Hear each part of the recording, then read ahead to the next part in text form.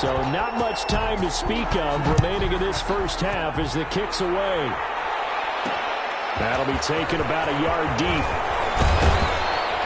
And he's able to get this across the 20, but not by much as he's marked down officially at the 21. Bears take over 1st and 10 at their own 21-yard line. At the line, prepping for their next drive, the Bears offense. And with time quickly fading here in the second quarter, not sure how aggressively, offensively they want to play this. I think we'll find out just how much they trust their guys in this situation if they decide to take a shot. It's a pickup of 3. Brings up 2nd and 7. The white flag coming out as they line up to kneel on it. First half in the books. You're watching the NFL on EA Sports. Bears nothing. All right, Brandon, thanks very much. Welcome, everybody, to our abbreviated version of the EA Sports Halftime Report. We saw a terrific first half from the dual-threat quarterback, Lamar Jackson. His guys have a 2-touchdown lead as we hand it back over to Brandon Godden and Charles Davis. Welcome back. Halftime over. We are ready for quarter number 3. Alongside Charles Davis, I'm Brandon Godden. So the Chargers will start the second half with the lead and the football as we're underway in the third quarter. Block at the return. And they will wrangle him down a couple yards shy of the 30. The Chargers take over first. The Chargers getting set to go. Their passing game has certainly been buoyed by some unbelievable catches. I love that word because if you're the quarterback, if you're the guy throwing it, buoyed would be the word, wouldn't it? Because right now I think his confidence level is so high, I just throw it out there. They will go get it, and we're seeing some fantastic catches and some great plays as a result.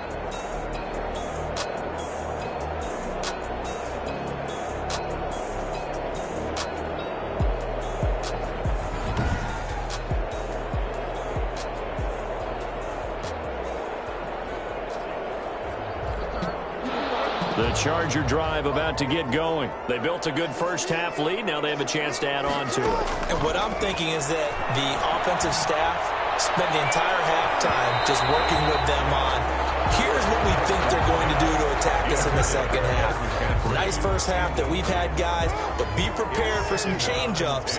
We're going to see them when we kick it off in the second half. See how they handle any adjustments that might be made defensively.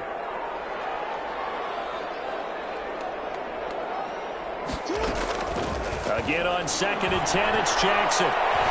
Escapes the sack. He's going to air one out. And this one incomplete. Too much contact to hold on to that one, and it's 3rd down. Not only did he have a chance to scan the field there, it felt like he had a chance to scan it twice. The protection was that good. Unfortunately for him, the coverage downfield, equally good. Oh, he'll take a shot from the captain. The guy's man, complete. And they'll get this well past midfield before being stopped just before the 35. Give him 35 yards there on the 3rd down conversion. That is definitely what we call on defense an uh-oh play. And what you mean by that is against Lamar Jackson, when you see him out of the pocket, your first thought is, uh-oh, he's going to try and run it. How do I get to him and get him on the ground? And guess what? That didn't happen, and his receivers took advantage.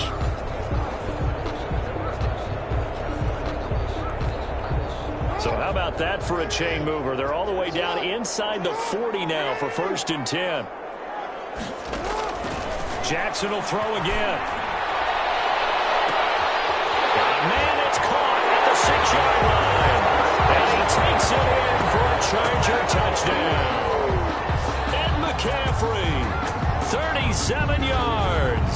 And the Chargers find a way to stretch their lead.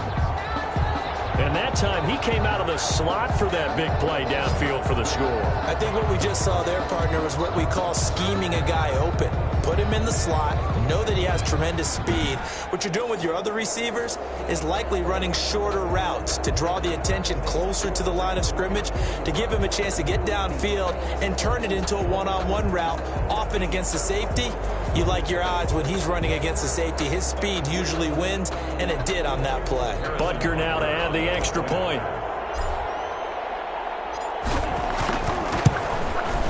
And It is now 21-0. A drive there of just 4 plays. And it winds up with a touchdown for Los Angeles.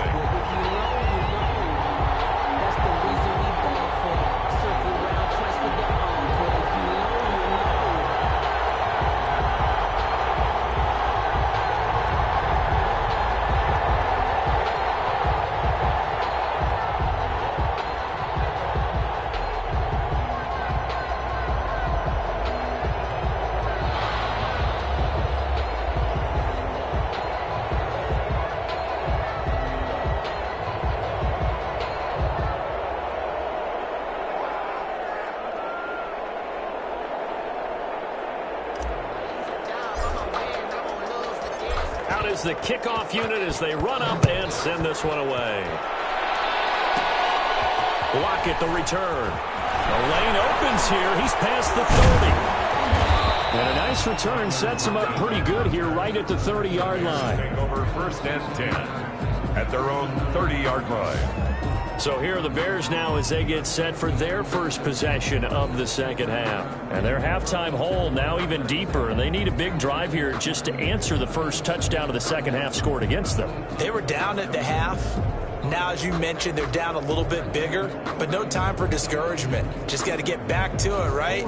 Put your shoulder against the boulder and start pushing and try and get back to where you were to start the half. On 1st and 10, it's Jackson stepping up. Jackson hit, and he lost the football. And picked up by the Chargers. And to the 43. So down inside the 45 to the 43-yard line. That's where they'll take over. You think about it, Charles, this is not a quarterback that's used to running the football a lot. In that time, he was loose with it, had it knocked free. He always has to think to himself that there's always going to be traffic around because of what you just said. Not that elusive, not going to get into the open field very often. Remember, he's not Lamar Jackson, not Michael Vick back in the day. Always has to protect the football because there's always going to be people around. So 1st and 10, and if they score on this drive, might have to start digging in our second half blowout material.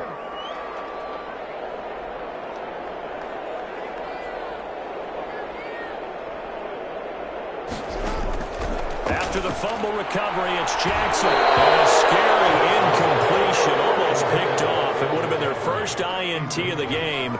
Instead, second down.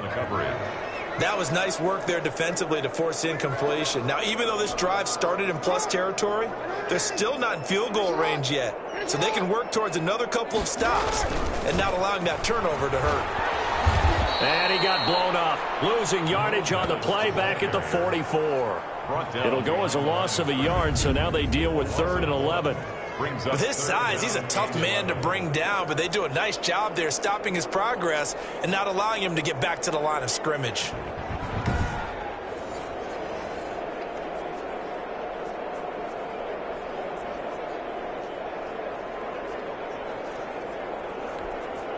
The Bears bring out an extra defender in the secondary now for 3rd down.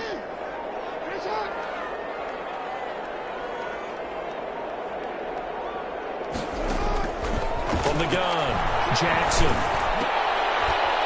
That is incomplete. Tre'Davious White, the LSU man, there to knock it away that time. So many times when we talk about coverage, we're just about a defender running with a receiver, but a big part of it is understanding where the football is, finding it. In this case, when it arrived, it wasn't a surprise, and he was able to bat it away.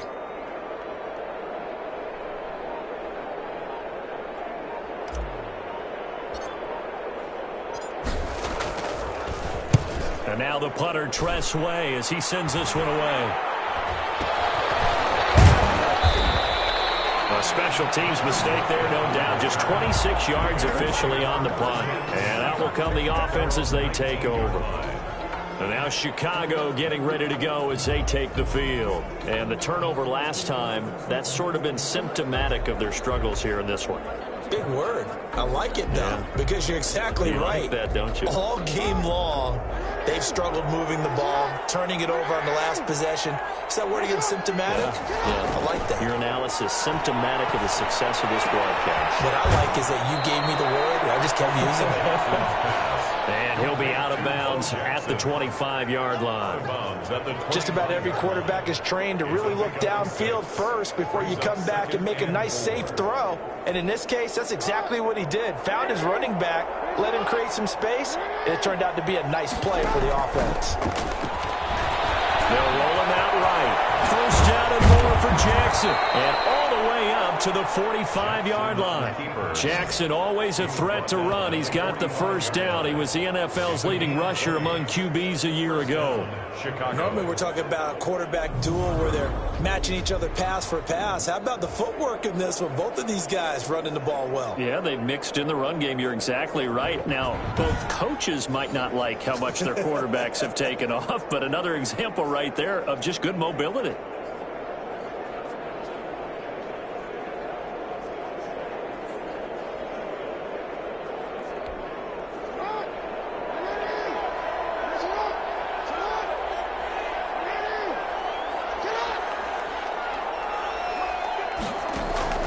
Throwing on first down, it's Jackson. And the catch is made here by Tyler Lockett. Jackson. Give him 9 there on the first down completion. Lockett. It's a gain of 9. Brings up second and a yard at the 47-yard line.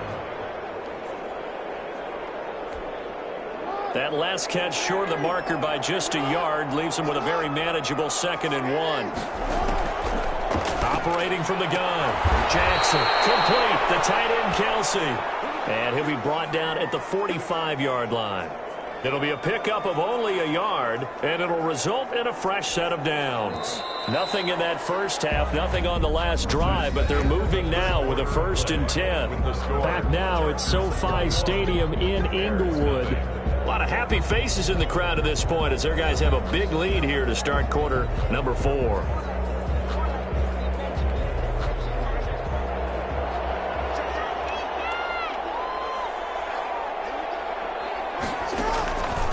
Jackson on first down. On the catch, it's Andre Johnson. And past the 35, he'll be dropped a yard or 2 shy of the 30.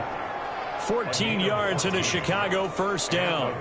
If he's their best threat on offense, use your #1 cover guy on defense. It doesn't matter about size. They have had him locked up. That just his first catch of the game.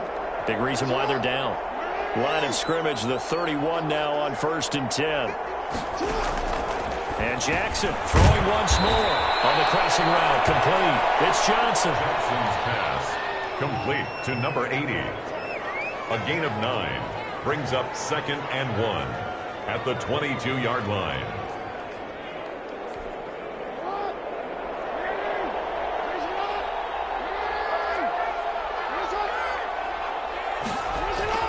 Throwing again on 2nd down. Jackson looking middle. It's incomplete. At this point in the game, they've got to continue to try anything they can. They're still working at it, even though this one feels like a lost cause.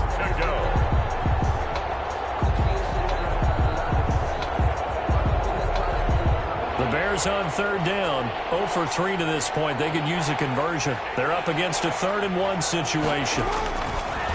Again, Jackson. And he finds Cook. And he's brought to the ground with another first down at the Chargers' 12-yard line. They only needed 1 yard on 3rd down. They get 10 instead by going to the air.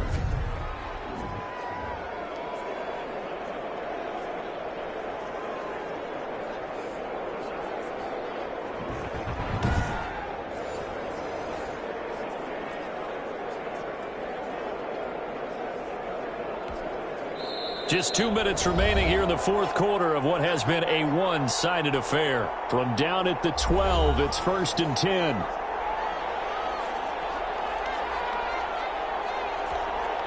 So the Bears with the football here as we welcome you back. And let's see what they've come up with offensively after having time to talk it over. That's complete right around the 8. And he is in. Touchdown, Chicago. A 12-yard touchdown grab. And the Bears get a bit closer. I'm not sure win-win is the proper term here, but it certainly felt like it. They got the touchdown they needed, but if I'm on the defensive side of the ball, okay, you got the touchdown, but it sure took you a long time. Yeah, because offensively there, you're probably hoping for a 1 to 5 play drive. That one ate up a little more time than they were hoping. You're exactly right, and if you have that 1 to 5 play drive, you actually build up momentum and even more hope. When they had to slog their way downfield, they got the touchdown, but it's almost like, yeah, you know, doesn't feel right. Exactly. It's up, it's good, and that'll cut the lead to 21-7. So that drive consumes 9 plays all told. And the end result is a Bears touchdown.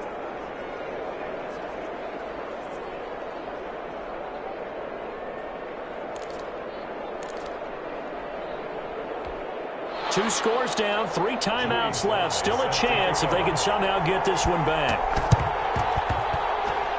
Oh, did the Bears get it? They did. Chicago football. Well, that certainly makes things more interesting. You get the score, then you get the onside kick. A little uphill battle still, but a start. It's not mission accomplished, but the plan is working. They are in a great spot right now, and the best part, they put the defense right back out on the field after having already scored. Yeah, they've got the momentum here now. Chargers able to get the pressure and bring him down. Geno Atkins got home that time. After the sack on first down, Jackson throwing middle, but it's incomplete. The veteran Andre Johnson the target on that one. And it's third down. And that one off the mark behind him. Incomplete. An incomplete pass on that last play, and that means they'll need to come up with something here on third down. Now a desperation throw deep. It's caught inside the 25. And he takes this one in for a Bears touchdown. Larry Fitzgerald, 60 yards. And the Bears draw a bit closer. No, we're not cheering. No, we're not rooting, but I am excited about this, and I know you are too. We got a ball game again after that big-time strike. Big-time strike, and you are right. Don't go anywhere yet. This thing's not done. 14.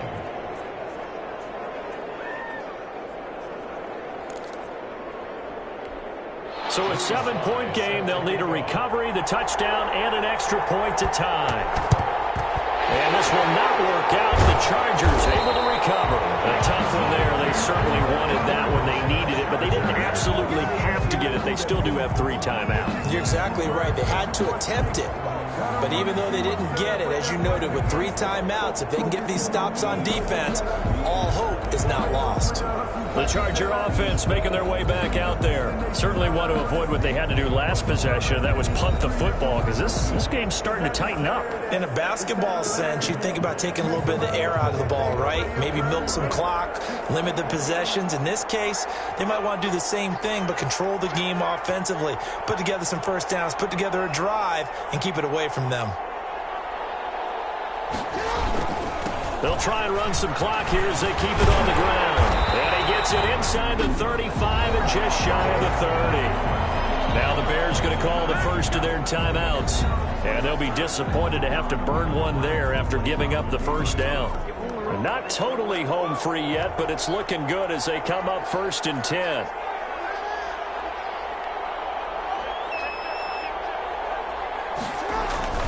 They'll run with a Hall of Famer, Bettis. And they'll get him down after a pickup of 8, 2nd and 2.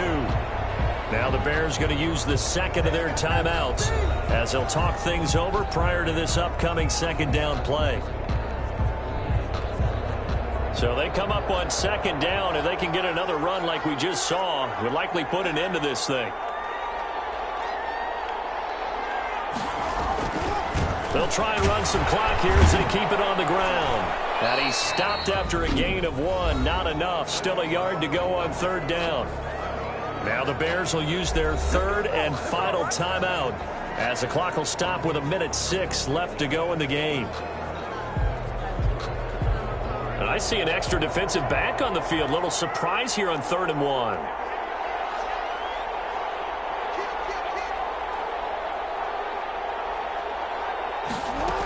They'll try and pick up the first with Gurley. I think Gurley got there. Looks like the defense held him back. He needed 2, he got 1, and that's going to leave him with 4th down and a yard. This is what happens sometimes when you abandon the running game. It's hard to get back to it because once guys get out of that mentality of firing out and hitting people, hard to get them started again occasionally.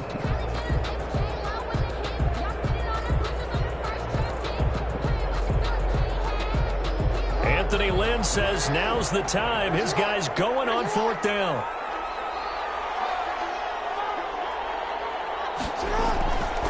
Here we go on 4th down. And he will have a first down at about the 21-yard line. That one a backbreaker as they wind up converting there on 4th. The Chargers going to signal for the first of their timeouts. That'll leave them with 2 remaining. We'll be back after this.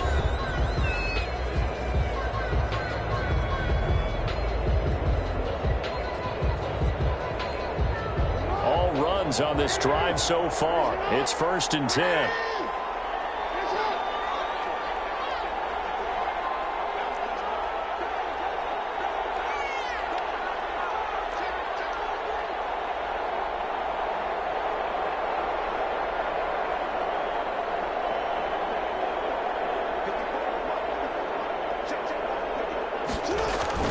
A carry now for Bettis. And he'll take this inside the 20 and down to the 18. Now the Chargers will use the second of their timeouts. That'll leave them with just 1 remaining in this 4th quarter of play. 2nd and 7 at the 18-yard line. Have to imagine this will be on the ground as well as they come up 2nd and 7.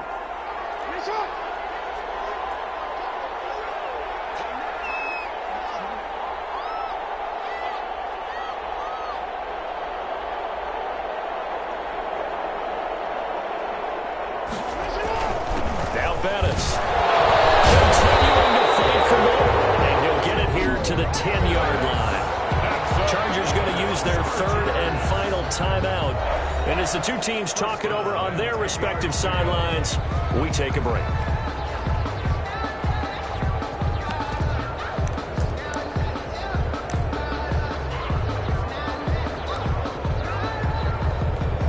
Oh, now look at this. They're lining up to add 3 more, a little insult to injury here late in the game. Butker's kick here is good. And that will extend their lead even further. Chargers 24, Bears 14. So barring something extraordinary here in the closing stages, that field goal should just about put this one on ice. Yeah, we've got to find 2 scores. So, we're not going to exactly move it over there yet. It can be done, but boy, it's going to be a little bit of a stretch for them, isn't it? Yeah, they would have to move incredibly quick and have some luck, too. Lockett the return. And a nice return sets him up pretty good here right at the 30-yard line. The Bears take over 1st and 10. The Bears offense ready to go for their next drive. They might be thinking this is close to a lost cause here. Got to play it out. What do they need to do? Well, they have a thought process in mind already, but they can't get ahead of themselves. They know that they need to score quickly. 2-score game. Onside kick and get the ball back and then score again. But they can't worry about the last 2 points. The only thing that matters is scoring quickly. Then they'll take it from there. One last shot for Jackson. He's going to let it fly. And that will be incomplete as time has run out on this football game. Well, as always, partner, an extreme pleasure to share a booth with you. I have to say, I am impressed at your discipline because you came here and you said you were not going to eat any of the media buffet. You made it to the end. You didn't consume a single calorie.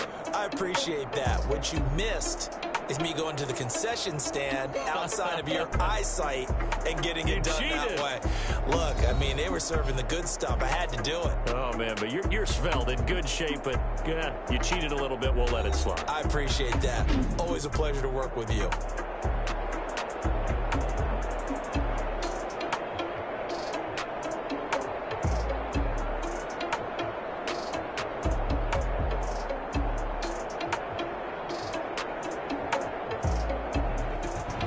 So that'll do it from here for Charles Davis and the rest of our crew. I'm Brandon Gaudin. You've been watching Madden Ultimate Team on EA Sports. For more, check us out at easports.com/Madden. So long, everybody.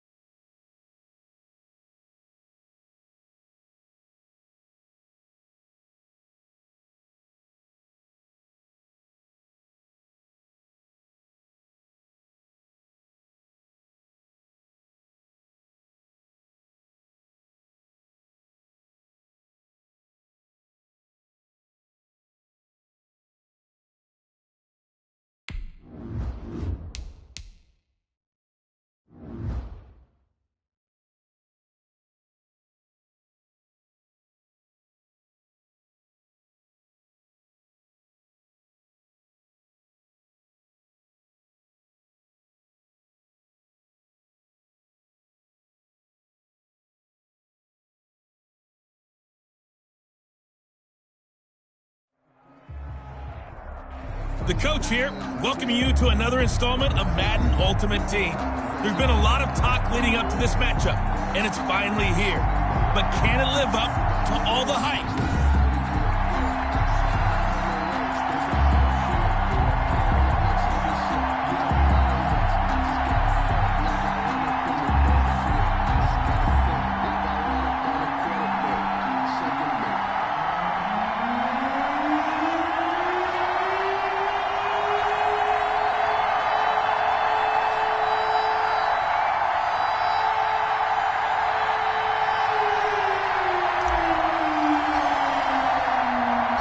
Two former division rivals in the old AFC West. The Seahawks and Chargers are underway.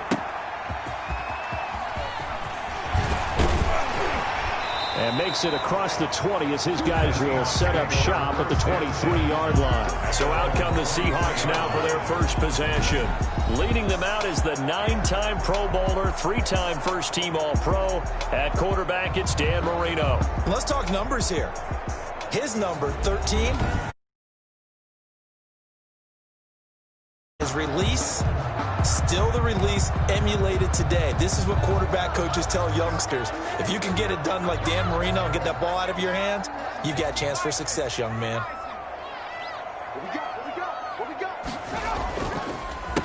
Now the first carry for Cam Akers. And they see right through that defensively as he'll be hit and taken down to the backfield.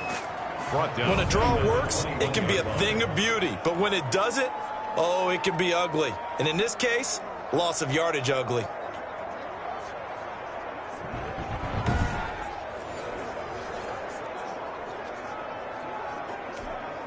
A 3-yard loss to start the drive. They'll look to make that up and then some on 2nd and 13.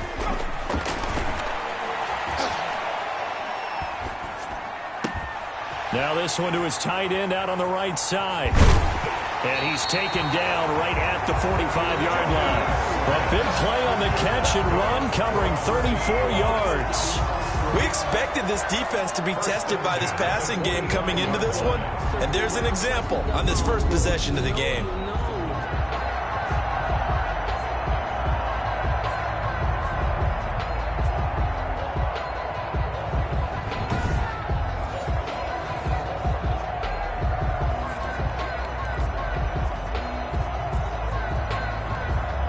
So the big play moves them all the way across midfield. It's 1st and 10 from the 45. Now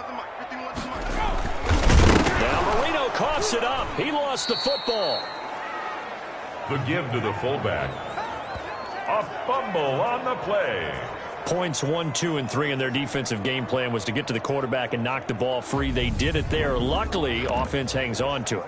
Yeah, that's got to serve as a wake-up call, though, because they can't afford to let the ball go over to the defense and miss opportunities. And I'm not saying it happened here, but you know what a good rule of thumb is when a play like that occurs? You know who usually recovers it? The guy who missed his block and let his quarterback get hit. So they keep the football, but now face 2nd and long. And again, they'll go right back to their fullback.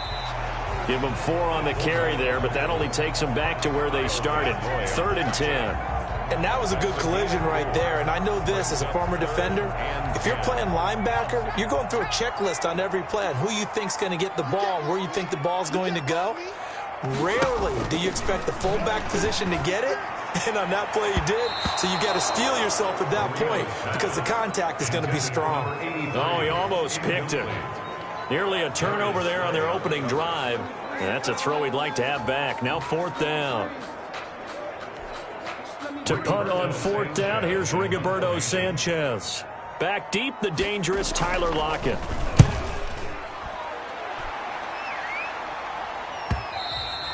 And this will hit just beyond the goal line as it's into the end zone for a touchback.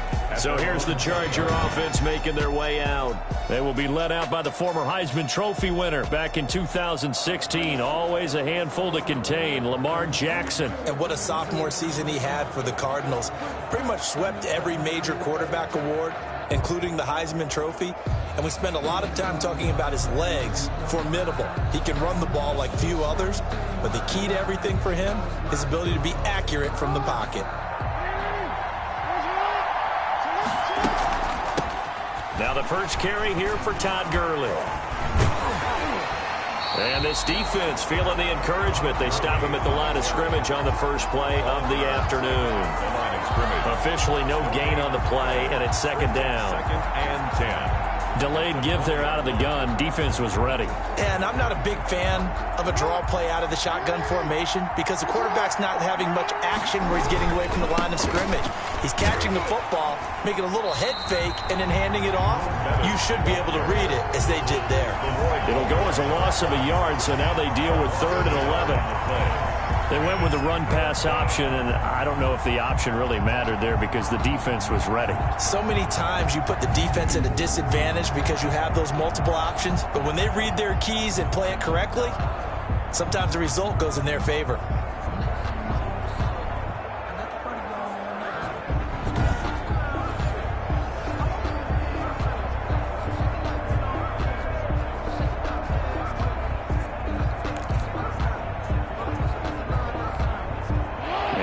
Nickel look here for the Seahawks on 3rd down. They go play action with Jackson. Oh, he'll take a shot for McCaffrey. Oh, this is taken in. It's complete. Now the offense going to use the first of their timeouts. They'll have 2 remaining as we step aside here in this first quarter. Chargers first down.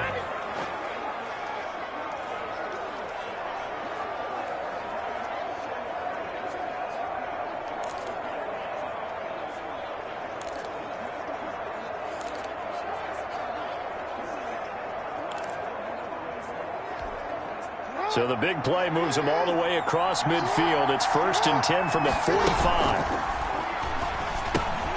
A throw over the middle, taken in. And he's going to get this down near the 30-yard line. Give him back-to-back catches now. That one for 16 and another first down. First down, Chargers.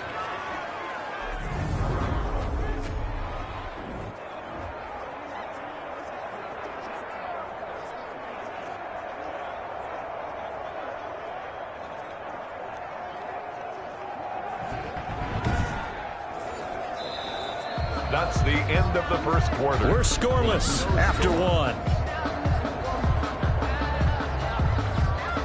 Charger football to start quarter number 2 as they've got it with a 1st and 10.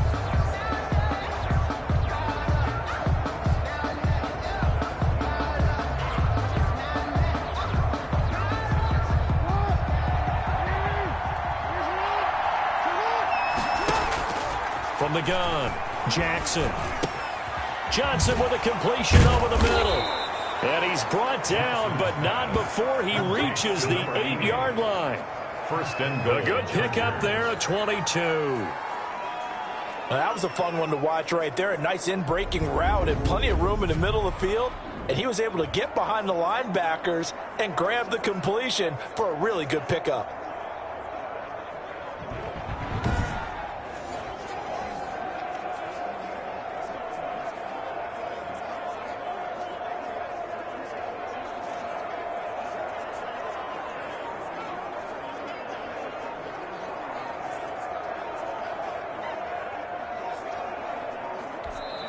Now the Chargers will use the second of their timeouts. So as they take it over, we step aside.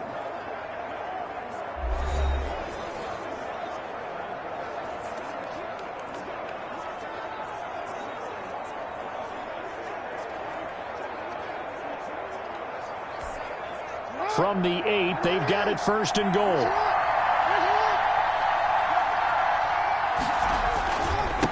Now a handoff here to his running back. And able to break one tackle, but then quickly brought down. But a nice little gain. Chargers going to use their 3rd and final timeout. And with that, they're now out of timeouts. There's still plenty of time remaining here in this second quarter.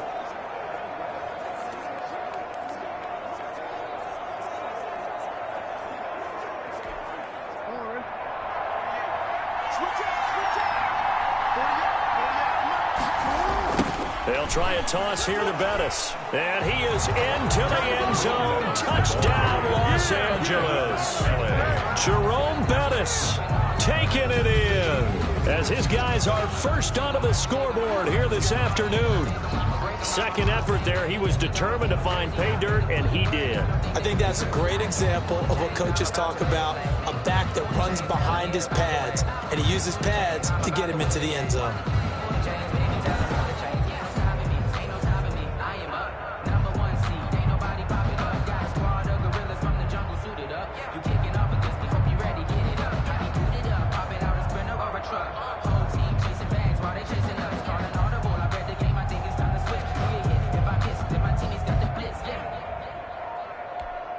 Harrison Butker is on for the extra point. And the Chargers grab the 7-0 lead. So that a 7-play, 80-yard drive. And it ends with the Chargers getting into the end zone.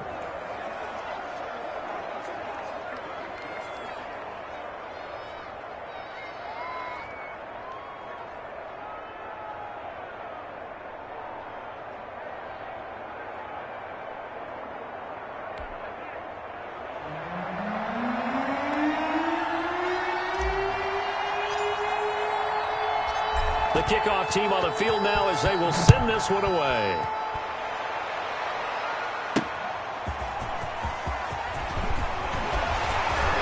And they'll get him down right around the 25, actually the 26 officially, so a net gain of 1 there.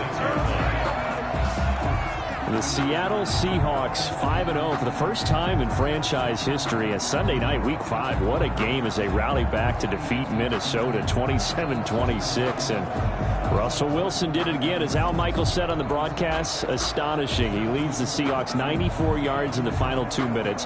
Throws a touchdown pass to DK Metcalf on 4th and goal with 15 seconds to play. And he also completed a big 4th and 10 earlier in that game-winning drive. So Charles Russell Wilson being Russell Wilson.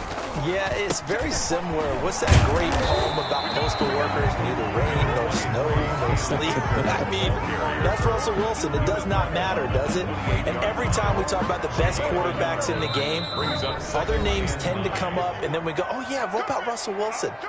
He might very well be the best. So that's what he's going off of right now. He's absolutely on a mission to get his team back to a Super Bowl, and in doing so, putting his name up there with the best in the game. 3 touchdown passes in this one, 19-5 for him. Russ is cooking, and we're going to hear MVP talk all season long, and he's earned it. They get an open week now, and then they got a couple division games coming up. A really tough one at home against Arizona and Kyler Murray, and then they're at San Francisco for another tough one against that 49ers defense that's usually on its game. Oh, that was a nice job there. Quarterback and receiver reading the pressure that was brought. They both knew it was going to open up the middle of the field. Nice little shake and bake at the line of scrimmage, got right into his route, and the quarterback hit him in stride, and he was able to run free after the catch. And he's brought to the ground with another first down at the Chargers 37. 12 yards there and a first down. You don't always expect tight ends to be big in terms of run after the catch, but after that play, he joins a growing band of players that's putting that stereotype right on its ear.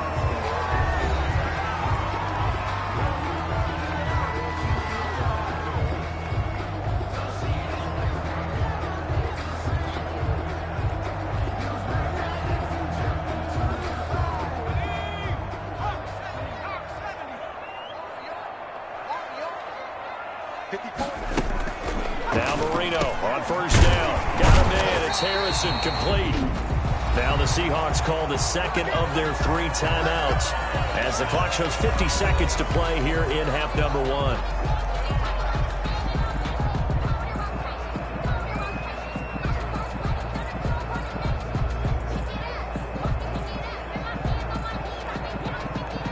Facing a 2nd and 2 after that last catch, good for 8 yards. Marino looks to toss it again. It's caught on the right side at Smith. And he's brought down just outside of the 10 at the 11.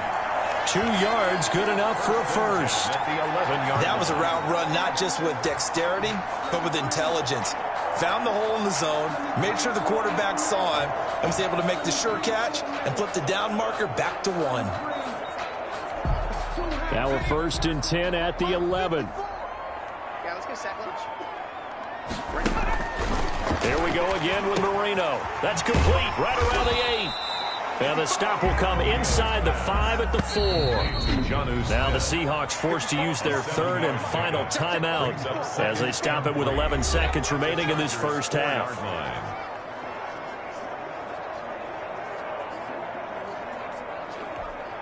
Second down, ball on the 3. First down marker at the 1-yard line. Again, it's Marino toward the end zone, but that's going to wind up incomplete. Intended for Marvin Harrison. Incomplete.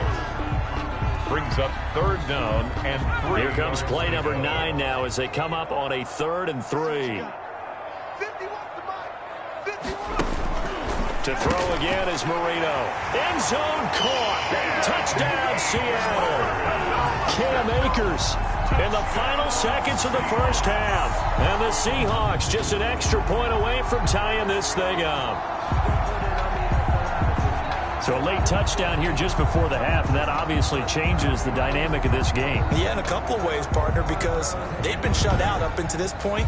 So now at least they go into the locker room, and Uncle Mo may be creeping over to their side to talk to him a little bit. And second, they're right back in the football game, an extra point away from tying things up. It's up and good, and we're tied at 7 here in quarter number 2. A 10-play drive that time. And the Seahawks capping it off with a touchdown.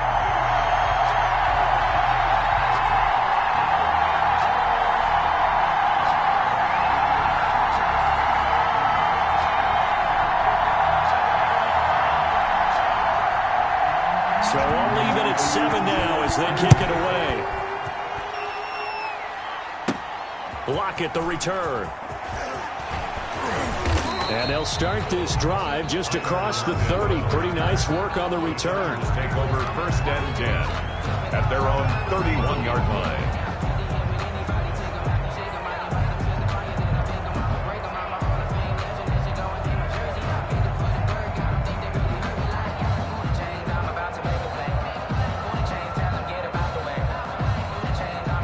The Charger drive about to get going. Time here for likely one play, and then these two teams will head to the locker room all even. And you know the play caller's just feeling it right now. Let's go ahead and go for this one. A big shot downfield. Nope. Guarantee the head coach is like, don't get crazy. Take the knee. Let's get out of here. Tie game. We'll just start all over. He sets to fire deep. And that's caught inside the 30. And he takes it all the way down to the 28-yard line. So 2 quarters down, 2 remain. Charles and I return after the break. Okay, right, Brandon. Thanks very much. And welcome in, everyone, to this slimmed-down version of the EA Sports Halftime Report. We saw a strong first half from our quarterback. His guys have the lead as we'll hand it back over to our commentators, Brandon Godden and Charles Davis.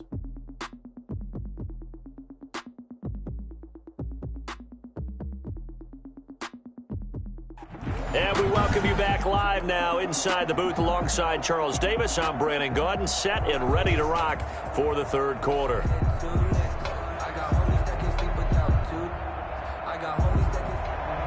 Set and ready to go for the second half. 1 touchdown apiece, 7-7 our score. Lockett the return.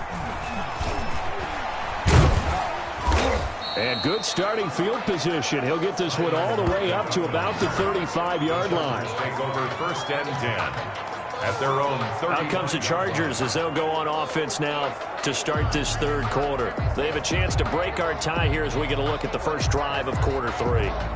And it's such a tone setter, isn't it? Because both sides trying to seize momentum to begin the half. What do they have dialed up that'll give them an advantage to move the ball downfield? Let's find out what they have dialed up. The third quarter starts with a run by Gurley. And he was able to shed 1 tackle but could not get away from there. Give him 5 on the carry there, and it'll be second down.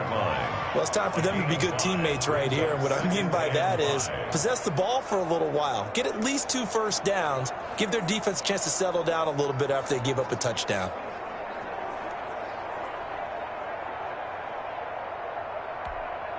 Ball at the 40 here for 2nd and 5.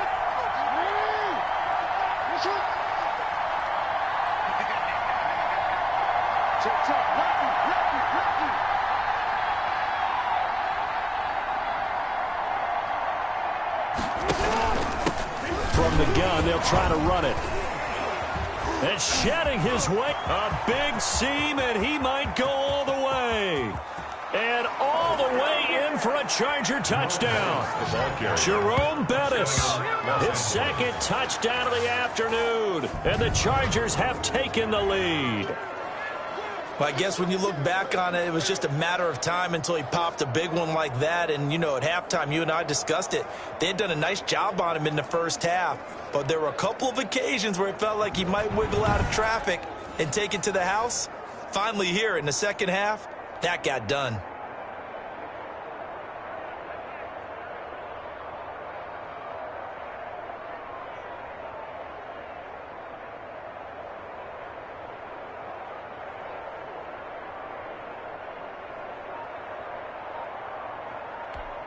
Butker on for the PAT.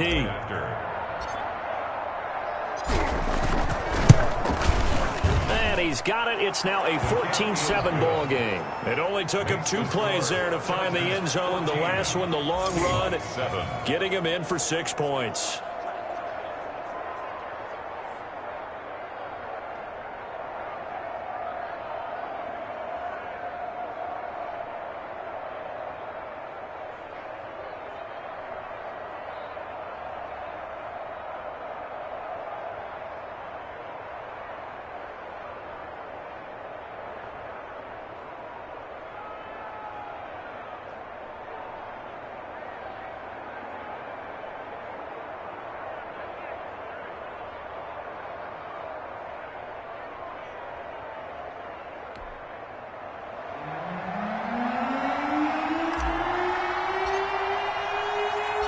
Set now to kick this one away, and off it goes. Taking it about the 1. And up to about the 26-yard line, just across the 25. 1st and 10 at their own 26-yard line. Here comes the Seahawks offensive unit. They'll have it first to begin the 3rd. And this game was all square at halftime, but now they find themselves down 7 following the opening drive touchdown here in the 3rd quarter. And they need to take a good, relaxing, deep breath, don't you think? Because right now they might start to feel like they've got to play catch-up here and start matching them point for point. But it's still too early to get there. They can still run their offense. Plenty of time to get back in this game.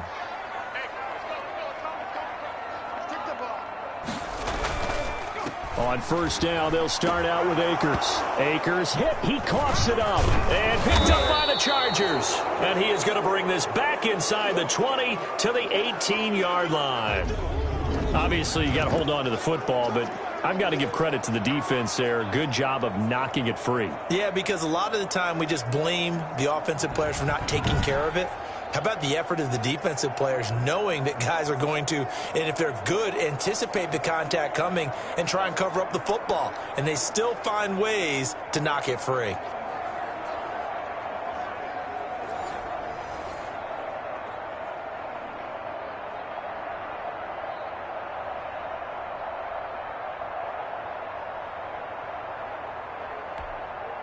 So from inside the 20, here's 1st and 10 at the 18.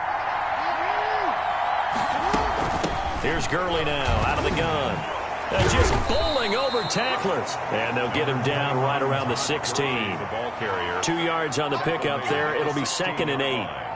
In the first half, he was held in check on the ground, but despite that lack of production, they still have the lead. Yeah, and they've got to feel fortunate about that. If they could actually get production from their lead horse, that would help open up this offense and widen this margin, too. And he'll give it here to his running back. Able to fight for about 4 yards there to the 13. Jerome Bettis, the ball. Well, you certainly have to give a little credit here because they are playing this game now at their pace. This is ball control football, sustained runs, taking their time, and making it work. Well, they were handed great starting field position on this drive, but now they face a 3rd and 4.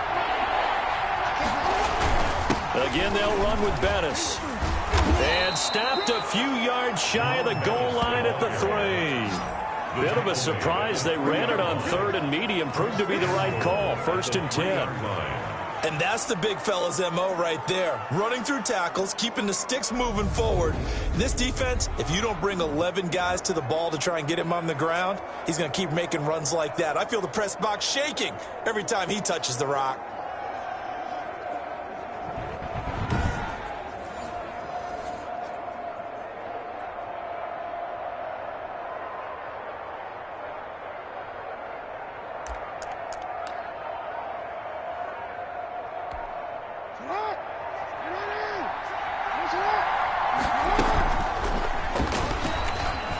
And he will get in across the chalk for a Chargers touchdown.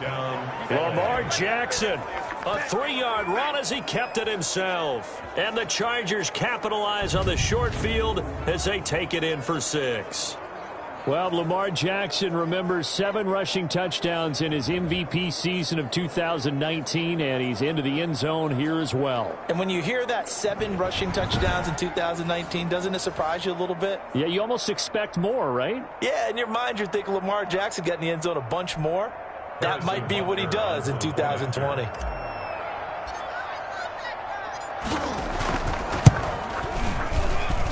It's good, and it is now 21-7. Just a 4-play drive that time. And it was capped off by the touchdown run that came from Lamar Jackson.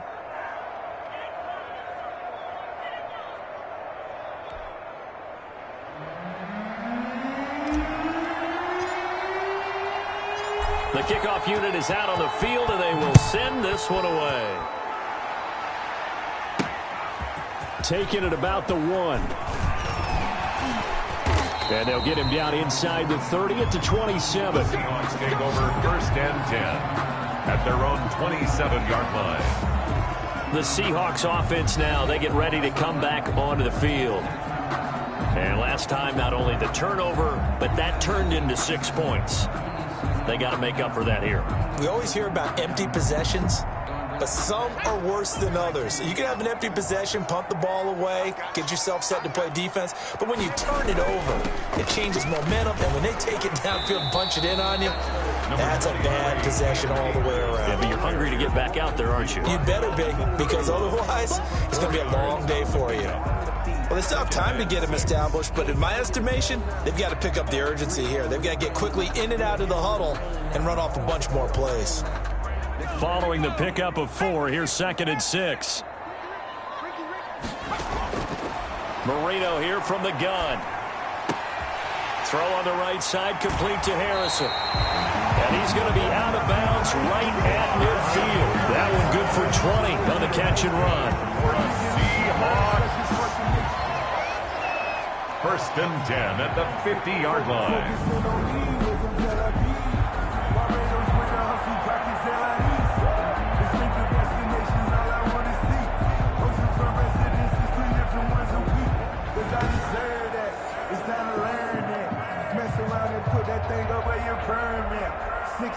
Every year, yeah.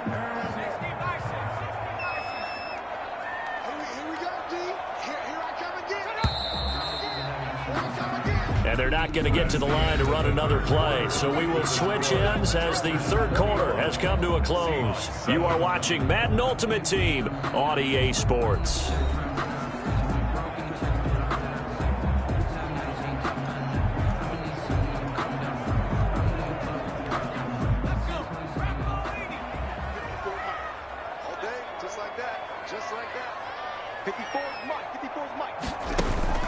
From midfield now, Marino throwing over the middle, and it's incomplete.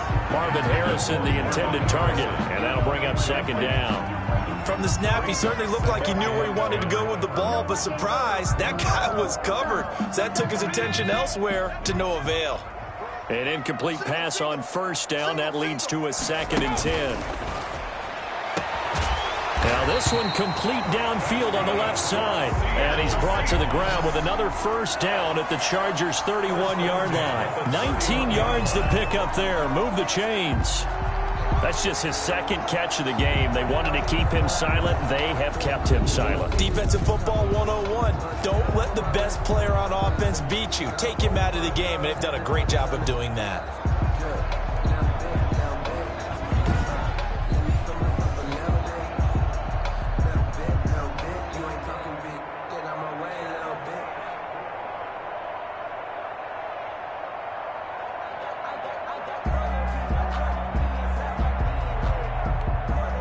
Line of scrimmage, the 31 now on 1st and 10.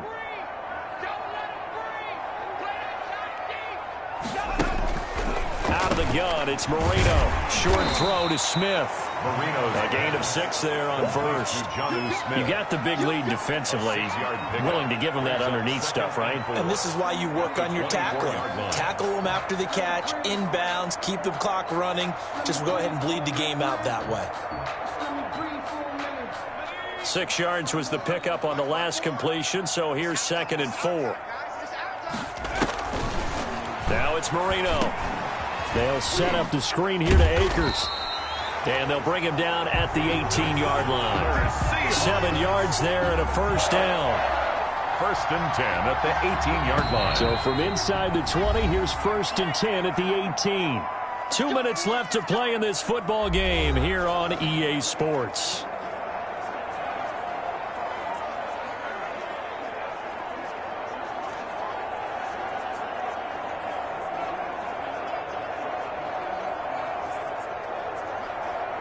So it's Seahawk football as we march toward a conclusion. And let's see what they've come up with offensively after having time to talk it over. That throw by Marino incomplete. Oh, that's got to frustrate him a little bit because they nearly got to him there, and it would have been the first sack of the game. Instead, they're able to influence the release, and they did force the incomplete pass.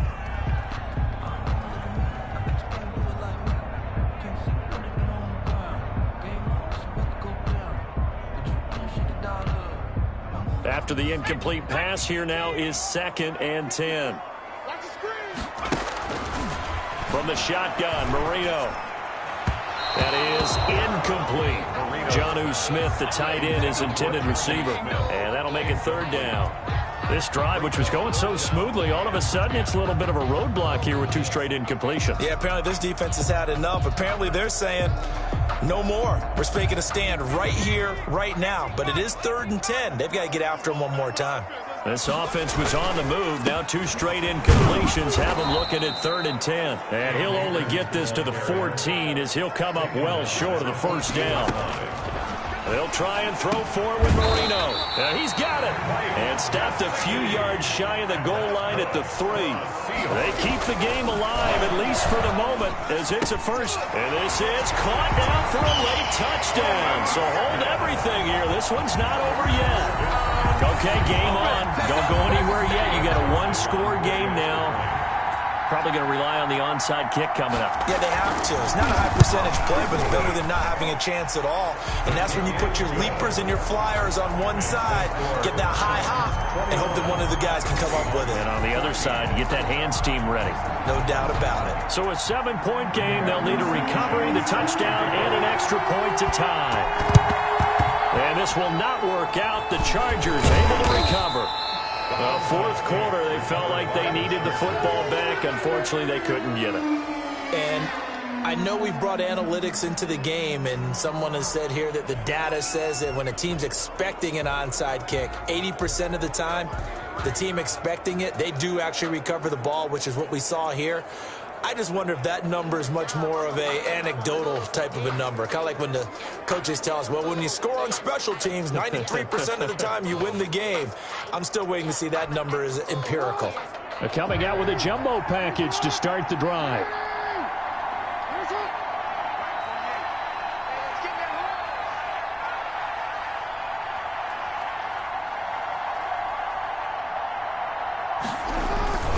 They'll try and run some clock here as they keep it on the ground. Now the Seahawks going to use the first of their timeouts as they'll talk things over prior to this upcoming second down play.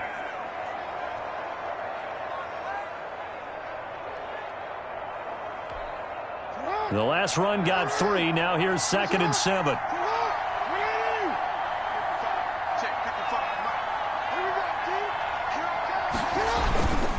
They'll try and run some clock here as they keep it on the ground. Now the Seahawks call the second of their 3 timeouts as it comes with 1:04 left to go in the game.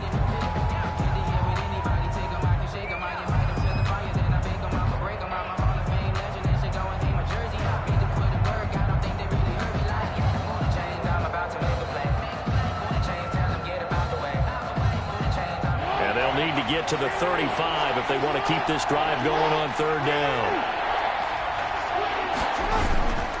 They'll try and run some clock here as they keep it on the ground.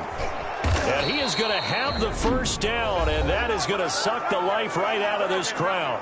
Now the Seahawks forced to use their 3rd and final timeout as they get it with under 1 minute to go now in the football game.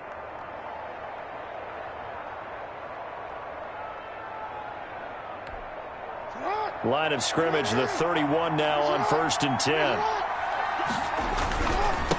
And again this time the tailback. The Chargers going to signal for the first of their timeouts. That'll leave them with 2 remaining. We'll be back after this. Brings up 2nd and 9.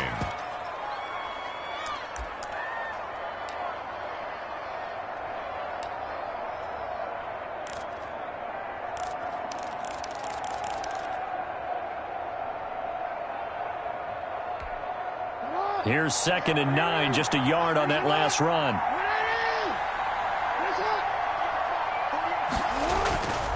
Now a handoff here to his running back.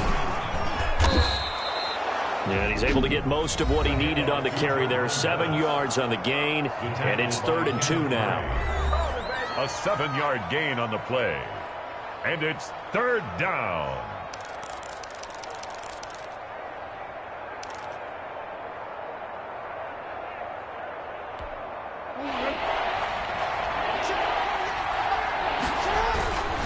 They'll try and pound it with a big back Bettis.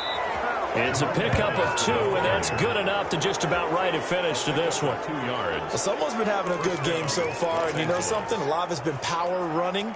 They decided to turn him loose again on 3rd down, didn't they? They did indeed. He delivered the tough yards. All runs on this drive so far. It's 1st and 10. And they work this near the 5. He'll be stopped at the 6. The ball carrier. It's a gain of 15, and that ought to just about put an end to this one. 1st and goal. It looks like a jumbo set with 3 tight ends here for 1st and goal. And he'll give it here to his running back. And he takes it in for a Charger touchdown. Los A Angeles. 6-yard touchdown run. And the Chargers are going to add on to their lead. So a little icing on the cake there before the clock hits all zeros. What a way to finish things off. Exactly what you want. Not much time and a touchdown to put things away. Butker now to add the extra point.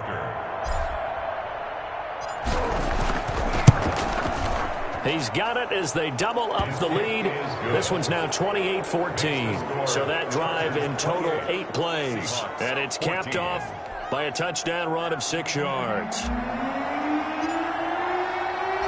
Out is the kickoff unit as they run up and send this one away.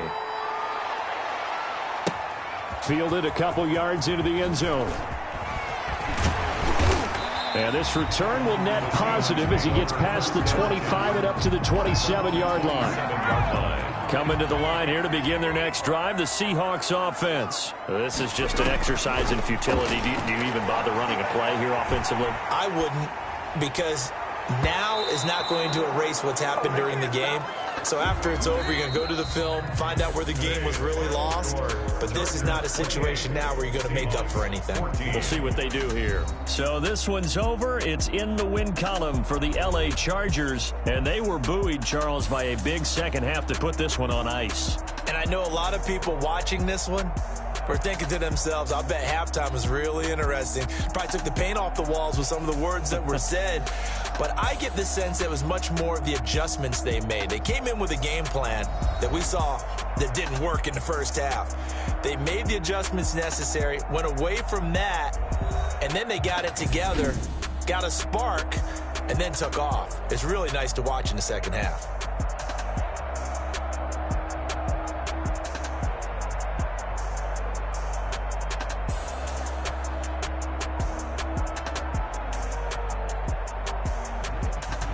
That'll do it for us. For Charles Davis and all our crew, I'm Brandon Gaudin. This has been Madden Ultimate Team on EA Sports. Join the discussion on Twitter at EASports_MUT. From Seattle, so long, everybody.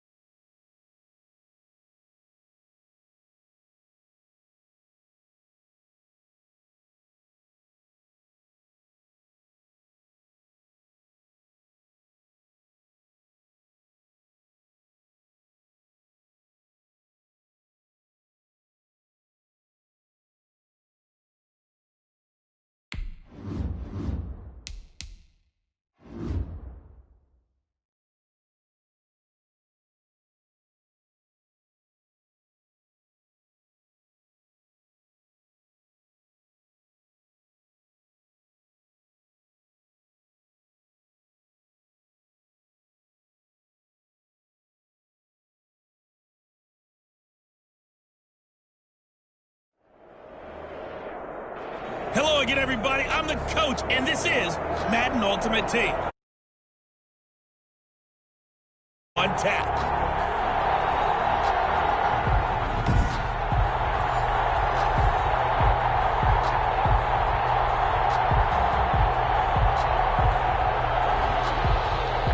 The ball on the tee, we're set for football. And we are underway in Southern California. Lockett the return. A solid return, pretty good field position. They'll start at the 32. So here's the Charger offense making their way out. As we get a look at a guy who grew up in Florida, played his college ball, of course, in Louisville. It's the electric Lamar Jackson. And no one can run the football like Lamar Jackson from the quarterback position. The most dynamic guy with the ball in his hands since probably Michael Vick. Got more accurate throwing the football each and every year at Louisville. But how about this one? A first-round pick in 2017, the number 32 pick in the first round. The last guy to do that at Louisville, Teddy Bridgewater, the same exact pick when he came out.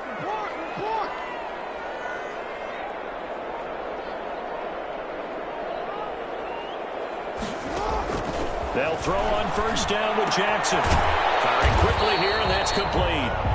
Call it no gain on the game's first play, and it's second down now. Well, that was a simple throw and catch, but even with that completion, 0 yards gained, so they're behind schedule on down and distance. I think they were hoping to get it to him. He can make a man or two miss, but that window closed quickly. Had the completed pass, but for no gain, stopped right at the line, so it's 2nd and 10.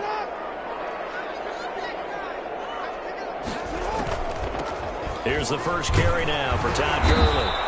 And he is met at the line of scrimmage, and he goes down right there. No gain on the play there, so that doesn't help. Now they're looking up at a 3rd and 9 situation.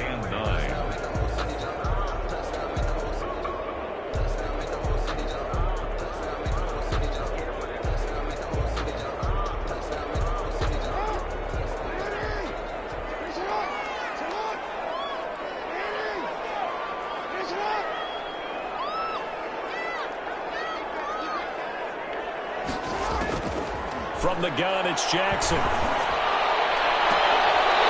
catch it on the left sideline, but they're going to rule him out of bounds. So it'll be incomplete. Certainly one they'd like to have back as it brings up 4th down. And 3rd down is a key down in any game you play. And 3rd down defense, something we've got to watch in this one.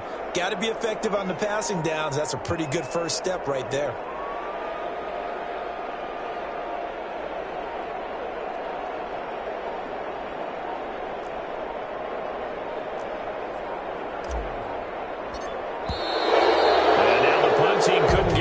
Time, and this is going to be a delay.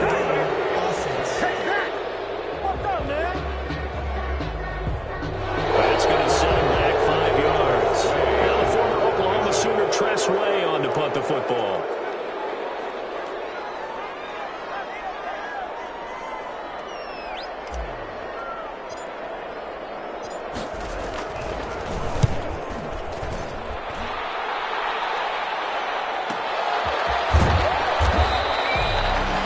Call that a 47-yard punt, a return of just 3.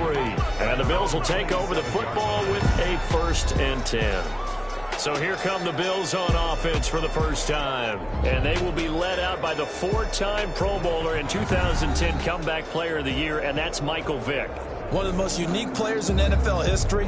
You remember the snappy left-handed throw, the ability to break a play wide open with his legs. Absolutely dynamic, explosive, and rarely ever caught from behind. They'll run for the first time with Austin Eckler. Up to make the play defensively, Tre'Davious White. Brandon, 5 yards on that run. Let's get back to the huddle and make sure if you're a back, you spend time with your offensive line and give them credit. Hard to move those 300-plus pounders at the line of scrimmage, and they did for a significant chunk of yardage.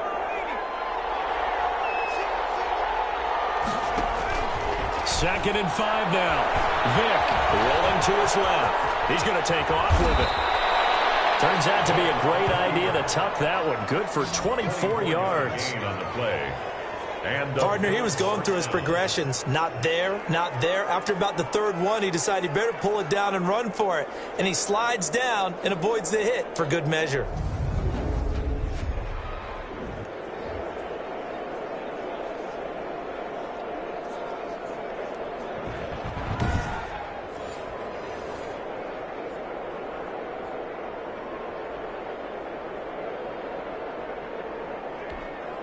So from Charger territory now, here's a 1st and 10 at the 45-yard line. Working out of the gun, Michael Vick steps away to his left. Now he'll pull it down. He'll get 5 out of the scramble. It's 2nd down. Now how about that play? He took a possible negative and turned it into positive yardage and slid down to avoid taking a big shot. Excellent job getting down and avoiding the big hit. Looking to throw again on 2nd down. Vick. He'll wind up getting 4 there on his own, but it will leave him now with a 3rd down situation. He was able to get away earlier in the drive, but apparently all the time they put in practice finally came to the front, didn't it? They remembered their lessons and found a way to contain him when he took off on that one. Forced out to his left. He can run for it, and he will. I guess no need to force it when you can do that instead. 1st down, 18-yard gain. 18 on the play. 1st down, Buffalo.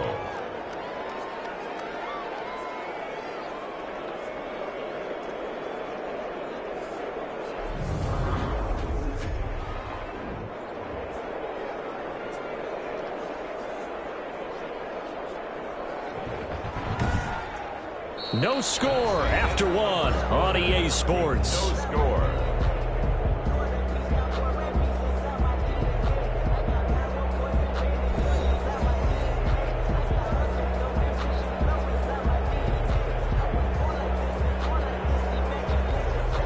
So from the 17 now, here's a 1st and 10. From the red zone now, they'll look to throw. And he's going to go down. He's sacked back at the 24. 7 yards. It's 2nd down. And plays like that really hurt play calling. They had a really nice gain on the previous play, but gave about half the yardage back on the sack.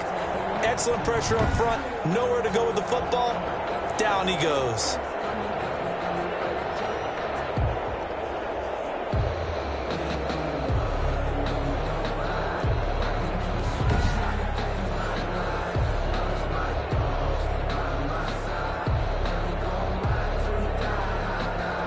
Following the sack, they'll look to make amends on a 2nd down and 17.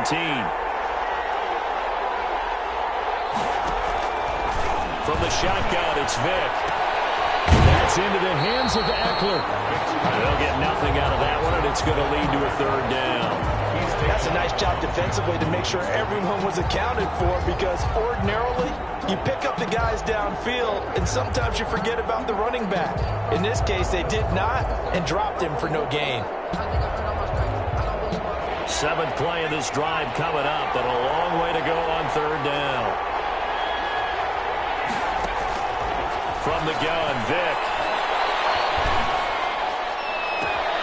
Able to haul it in is Kittle. And he will reach the 8-yard line before going out. They'll wind up with 17 on that one, but they're still a bit short here for 4th. That was a heck of an effort to stop him just short of the marker, but now they're going to need another big play on 4th down on defense, I believe, because offensively, they went from 3rd and long to now it's a go situation here on 4th and inches.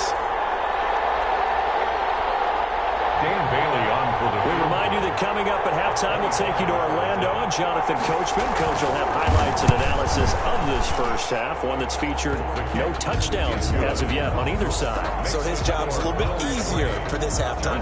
Need to give the coach some highlights here. Yes, we do. So still no touchdowns in the 1st half, but we do have some action on the scoreboard with the field goal. So maybe now the mentality changes in this game, because anytime you can get to the red zone, and if you don't come away with 6 points, you feel like it's a disappointment. In a game like this one, being able to kick field goals means you're right there, and you're just looking for that big break to take you over the top. Now a crease here as he's past the 30. Take over 1st and 10 at at their own 32-yard line. The Chargers get set to go here for their second drive. And the last drive, their first drive, 3 and out. What changes here, if anything? I think it's making sure the guys that you trust the most with the ball, the biggest playmakers you have, that they touch it on this possession to try and get things moving. So get it to the horses. Without a doubt. They're the ones that typically end up in the end zone. From the 32 now, here's 1st and 10.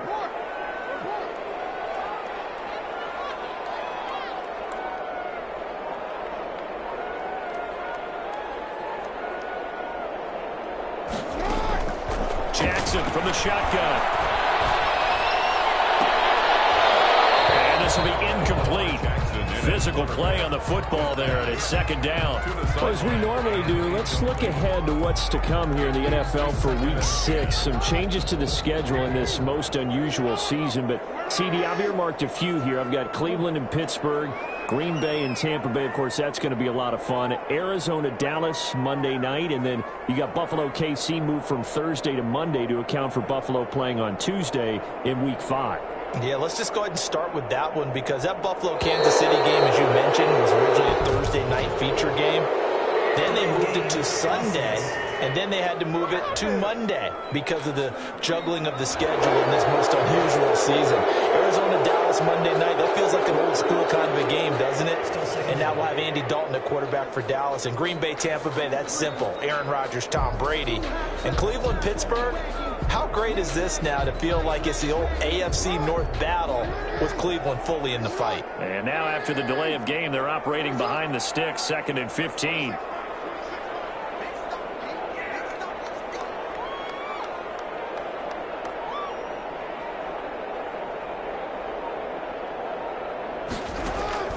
From the gun, Jackson. He's able to muscle it as he pulls it in. And they nearly get this all the way to midfield. Mark him down at the 49. 22 yards there, a 1st down. But one of the ways that quarterbacks keep all the receivers alive in a play, never lock in on any one guy. Make sure you keep your eyes moving, scan the field. And here he finds the open guy for a nice pickup.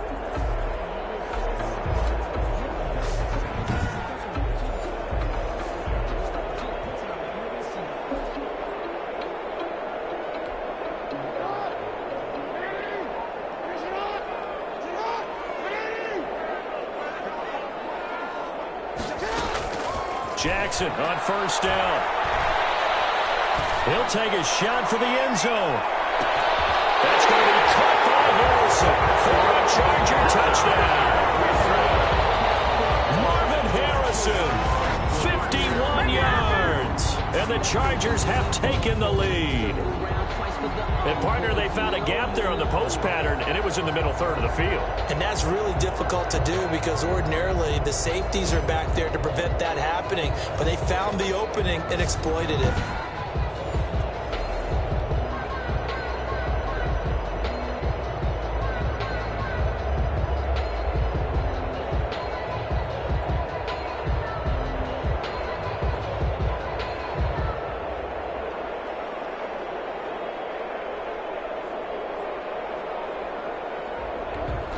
Harrison Butker is on for the extra point.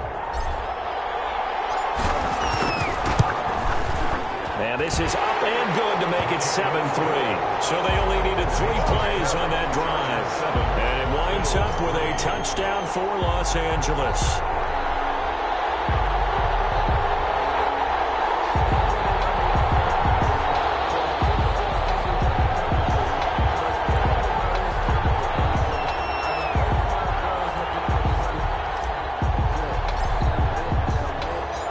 Kickoff team on the field now as they will send this one away.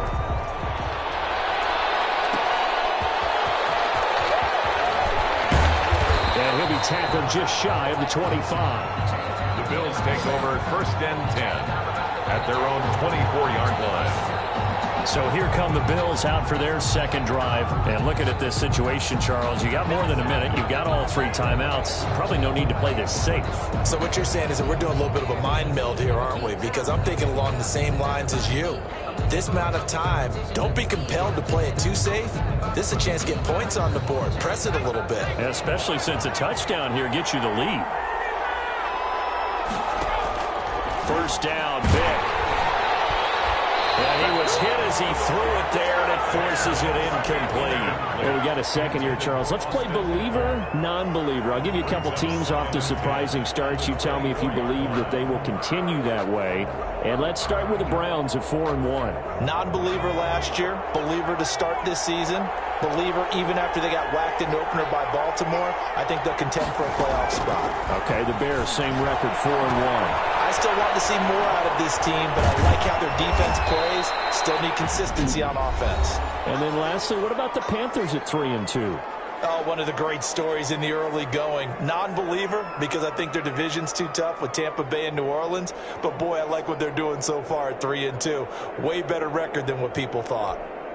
An extra defensive back on the field for the Chargers now on third down.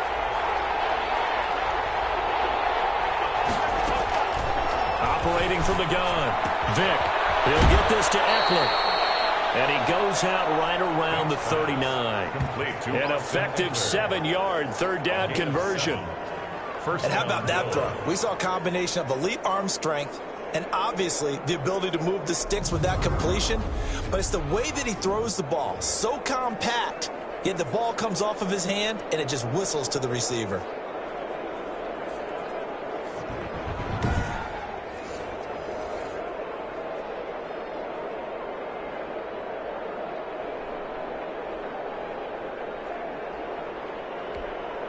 So from the 39 now, they'll come up on a 1st and 10.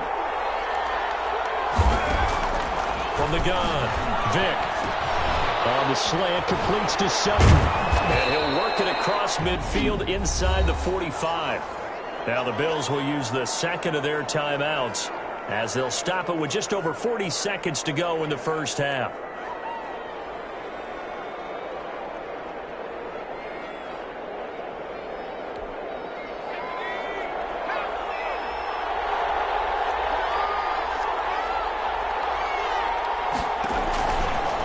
Play fake, Vic.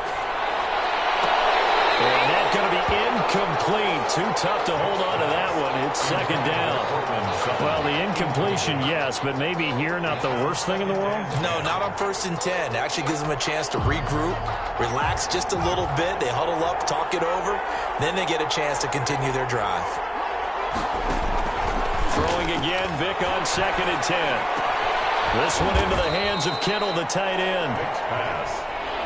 He'll get only 3 there, so it leaves him with a 3rd and 7 ahead. Out to his left. He may try and run for this. And he gets it to the 32. Good enough for a first down.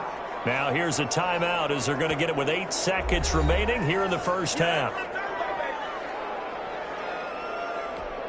So even though it's first down, here's the field goal unit on now to try to get 3 before halftime. He was true on his first. Oh, they get to the football. It's blocked. Now it's scooped up, and this is a live football. Now whistles and a timeout with 3 seconds left in the first half.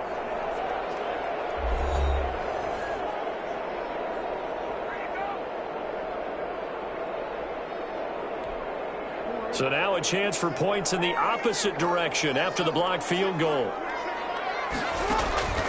Final play of the half here. It's Jackson. Oh, he'll take a shot from McCaffrey downfield. And that is incomplete. And that'll do it for the end of the second quarter. This is the NFL, and it's on EA Sports.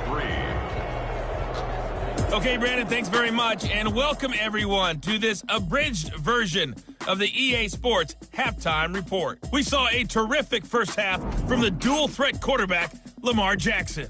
His guys have the lead as we'll hand it back over to our commentators, Brandon Godden and Charles Davis.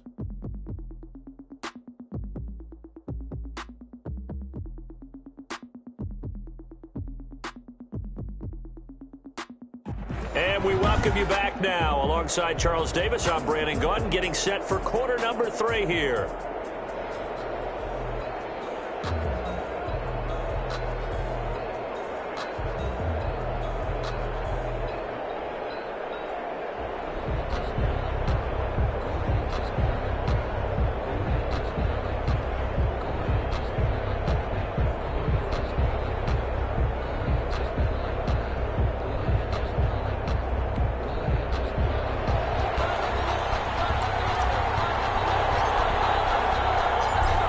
Bills trail here, but they will get the football first as we are back underway on EA Sports. Fielded a couple yards into the end zone. And ultimately cannot get this out to the 25-yard line as he's dropped at the 23. Here comes Michael Vick now leading his offense back out there. His feet, what he's been able to do individually running the ball, it's kind of kept him in this game. No doubt about it, because if he's not making the plays that we've seen, they are really getting blown out in this one. I don't think they have any chance at all. He's keeping them in striking distance, hoping to get some help from the defensive side of the ball so that maybe some of these plays can turn into plays that maybe put them in the lead.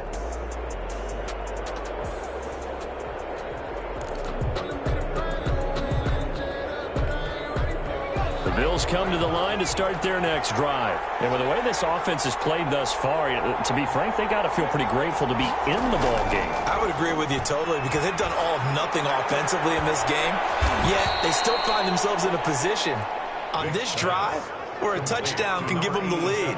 They need to take advantage of it. Yeah, they're still looking for that first touchdown here in the third quarter. All they have so far, the field goal. 25-yard line. That first down completion only netted him 3. 2nd and 7. Out of the gun, Eckler running it. And this will be a gain of 5 as he gets it to the 30. Austin Eckler, the ball. That's a really nice job by them picking up the run blitz and detecting it and blocking it and turning it into a nice run. And a lot of times you think if you blitz a running play, you're going to smother it. But a lot of the blitzers, they come in a little bit high. They don't have great leverage, and they're easily blocked and turned to the side.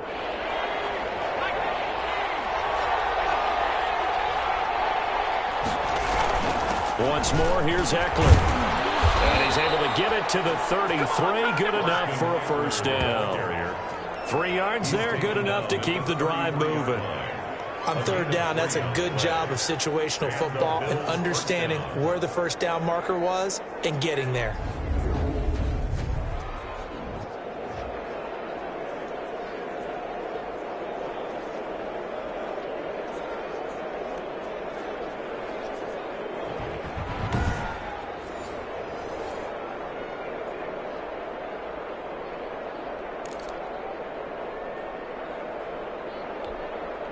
So they'll come up 1st and 10 now from the 33.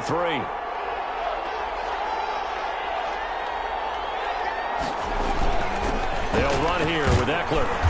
And he'll get this one up to about the 39 here. The ball carrier. A gain of 3 last play. This time they double it and pick up 6. It's a pickup. Well, I think after that run, the defense getting back in the huddle and looking at each other and maybe starting to question their confidence a bit.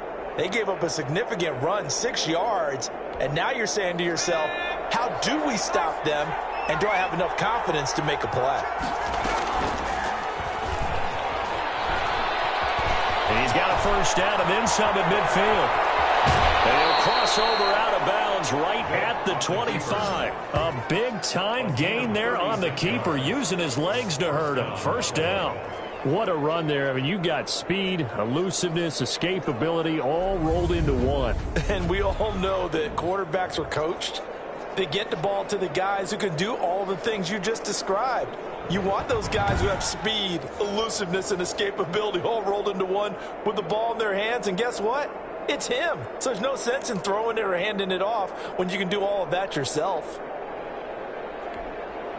Still in search of their first touchdown of the game, but they're on the move. 1st and 10. Going on the ground with Eckler. Give him a couple on the carry there. 2nd and 8. Well, any lane that might have been open there was closed pretty quickly, and that was because the defensive front, they won that battle at the point of attack at the line of scrimmage. They used great leverage, held their spot, and stacked him up. It's Eckler again.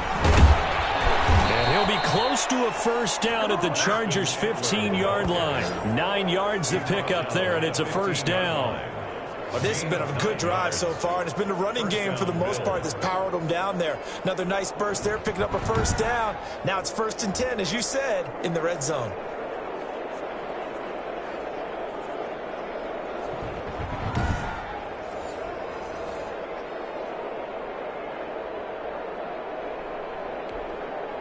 Line of scrimmage, the 15. It's 1st and 10.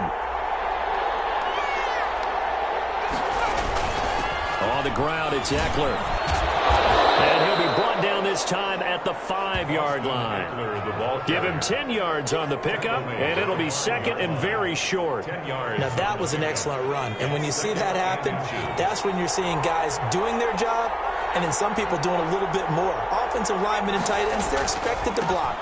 But the wide receivers, all they want to do is catch passes. So when they block on a big-time running play and create extra space, you've got to hit the jackpot there. The line of scrimmage. A loss of 2 yards. And it's 3rd down.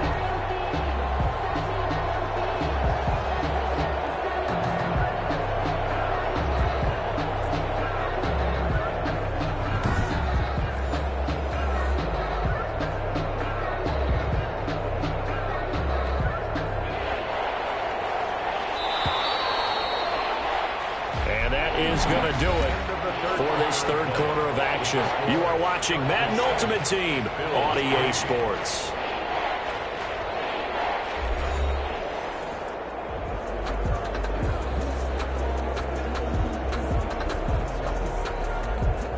This is 3rd and 2. Maybe the biggest play in this football game. Operating from the gun. Vick. That is caught at the 7-yard line. The completion there winds up a wash, and it'll bring up 4th down. No gain on the play. So they go pass on 3rd and 2. They complete it, but no gain. Should they have tried to run it? I thought that running the ball in that situation is what they would have done, because at worst-case scenario, you may bring up a 4th down decision for your team. Instead, now, they're not close to the 1st down.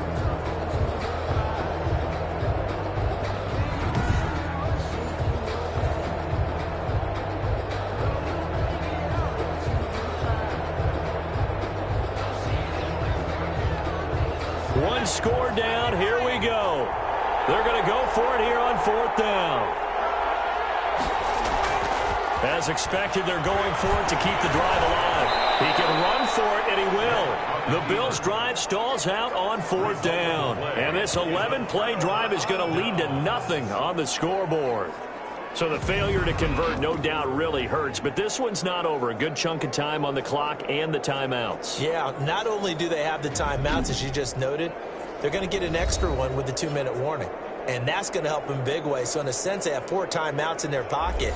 The big thing, stopping them on defense now. They can't let them get a 1st down and make them use their timeouts and get a fresh set of downs. They've got to stop them right here. And if so, they've still got an opportunity. So now a chance for points in the opposite direction after the blocked field goal. A carry here for the big tight end. And he's going to take this up past the 10 to about the 11. He'll get a nice chunk there on the 1st down run, and it's 2nd and 4. The 4th quarter here, they've got the lead. They want to keep it on the ground. That's what they're doing. Smart football. Keep the clock grinding. Keep it going. But you got to figure now, they're going to see more people stacked up at the line of scrimmage as they try and bleed it out.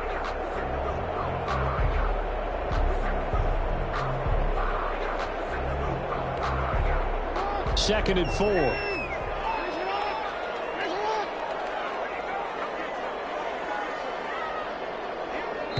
Fourth quarter, down to the final 2 minutes, and we've got a 1-score game.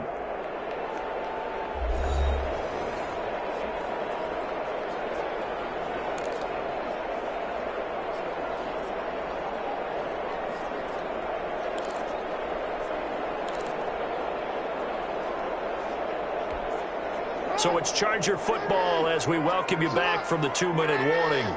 And let's see what they've come up with offensively after having time to talk it over. Showed a good move, but quickly corralled just beyond the 10-yard line. And now we'll see a timeout used on defense as they stop it right out of the break with 1:57 to go in the ballgame. This is a big 3rd down, and you'd have to think we'd see a timeout right away if they can't stop him here.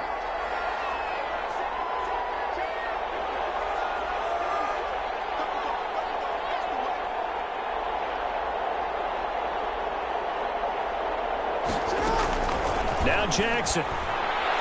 Incomplete. Nearly the pick they needed. They would have loved one there, but at least it does does get him to 4th down. Results in a 4th A lot of times it's that first read that you have. Maybe you get it in pre-snap, and he locked in on his target, but he was covered quite well, and that one's incomplete.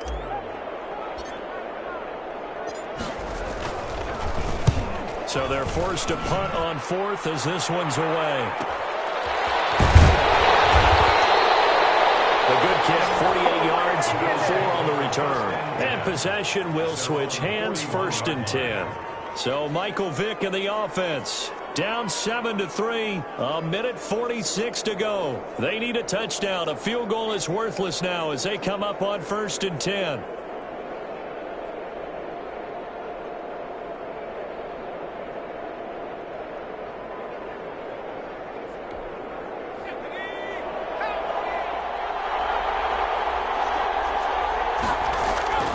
Now Michael Vick. Completes it to the tight end, Kittle. And he'll be taken down, but not before he gets into enemy territory. From the gun, Vick. Partner, they're clearly saving those timeouts, but they still have to work with some urgency to put themselves in the right position. Yeah, he will go out right near the 35-yard line. Nothing open downfield. He keeps it himself for 11 and a 1st down. Late in the game, defense trying to avoid a big play. He's able to work out of the passing game, turn it into a run, pick up the first, and stop the clock as well. And you know in this situation, everything is sped up. The intensity, the thinking, everyone's movement. But for a quarterback, he has to continue to do what we call flatliner. Level in everything he does and read the clock, feel it in the pocket, and go at the appropriate time. Inside of a minute to go now. 2 timeouts left. Still in pretty good shape. I think they're in excellent shape here if they use the timeouts judiciously and use the sideline as an additional timeout. The catch and run, good for 18 and a 1st down. Stepping up, he takes it across for the touchdown, and they've taken the lead late in the final minute of the 4th. Wow, wow, wow. I know it's a never-say-never situation, but to me, that looks like that's the one that's going to finish them off. The score that puts them in front here late, but now you got to rally your kick team, don't you, and say the last thing we need is a big return. And what happens is guys get overeager, get out of their lane because they're so excited they want to make the last tackle. You mess up, could come back at you a long way.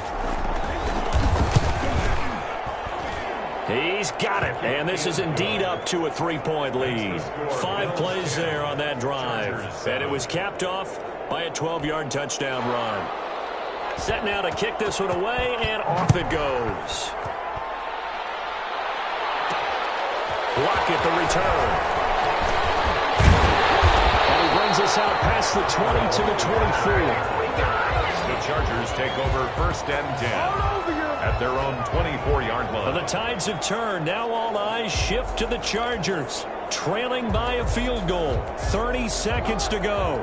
How will this thing pan out? We'll watch as they come up on 1st down. Throwing now is Jackson. And it's caught by Ed McCaffrey. He's got this almost to the 40 before going out. 16 yards right off the bat and a 1st down. 1st and 10. That's what they need right now. Get the 1st down, get out of bounds, stop the clock. Just playing smart football, understanding the situation, making the plays necessary, and making sure that clock stops at every opportunity. From up near the 40 now after the big play to start, here's another 1st and 10.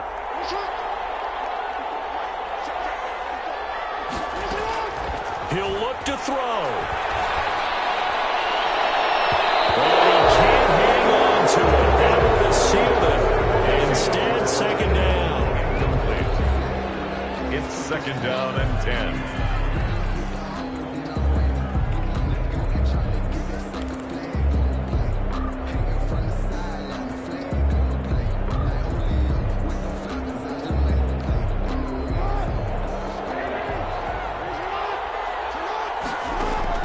He's back to throw. And he can't get a throw. He's taken down. What a huge play at this point in the game. The Chargers going to signal for the first of their timeouts as they'll stop the clock with 12 seconds to go in the football game.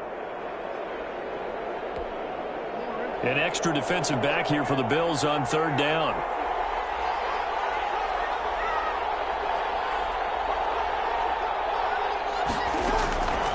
to throw.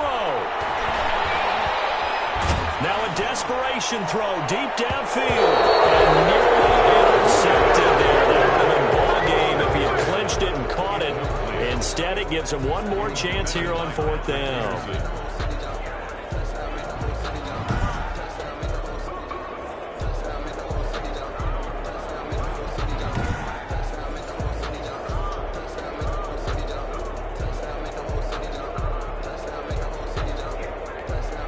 And how about this? 4th and long, and they're going to go for it.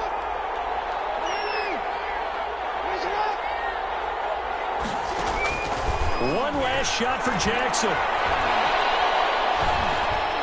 He's going to let it fly. And it's incomplete. So their final drive comes up empty. And with that, the ball game is over.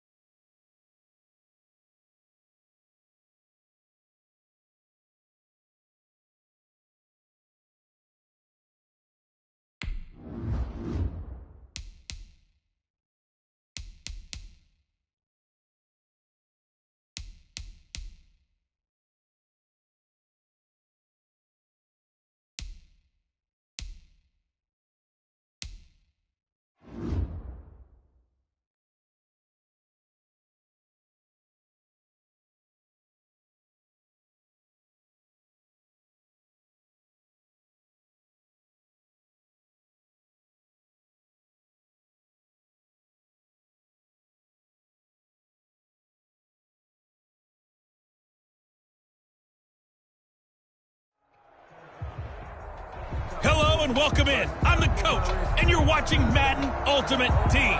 We've been waiting for this one all week, and the wait is finally over. It's time to play ball.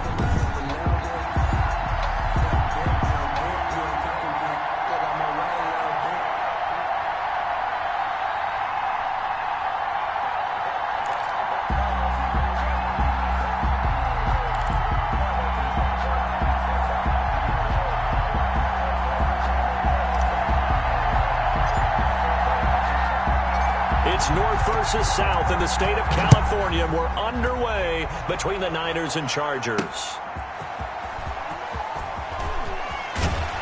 And able to get this across the 20, but not much further as he's dropped at the 23-yard line. So here's the first drive now for the 49ers. They'll have Lamar Jackson calling the shots, the former Heisman Trophy winner from Louisville. Allow me a second here to gush because in his college career, the only player in NCAA history to rush for over 1,500 yards and pass for over 3,500 yards in a season, and he did it twice. That's pretty good. That's really good. Yet he only won the Heisman Trophy once.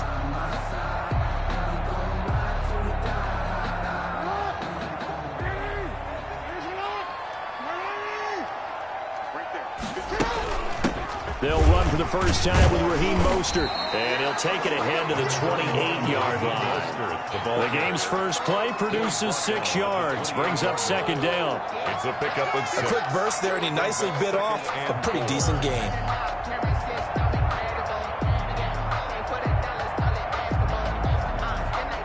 last run got 6. Now 2nd and 4. They'll run the draw with Mostert. Absolutely nobody fooled there. He's going nowhere fast as he stopped behind the line of scrimmage. Call that a loss of a yard, and things get a little more difficult here. 3rd and 5. There is no doubt that Geno Atkins is really strong and stout at the point of attack, but I love his suddenness, the ability to make plays, to be in one spot, and then he's gone and into the offensive backfield. He's a heck of a player. And there, a big TF.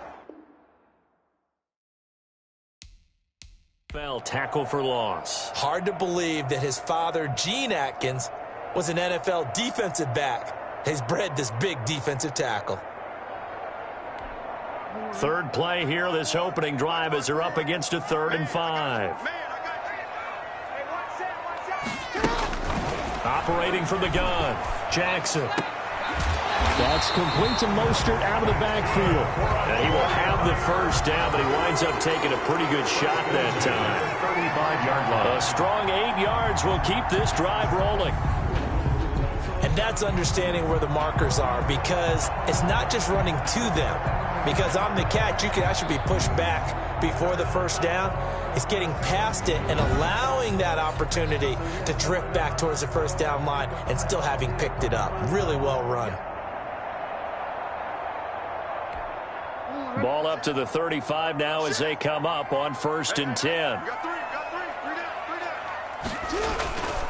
Mostert. And they can't corral him. He won't go down. And getting this just shy of midfield, they'll spot it at the 49.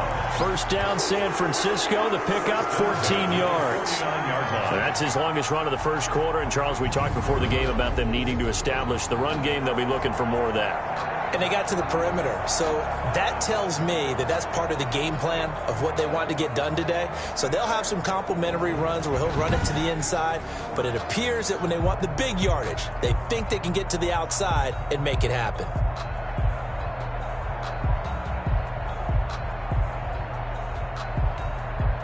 Two first downs have him up near midfield now on 1st and 10. Jackson now.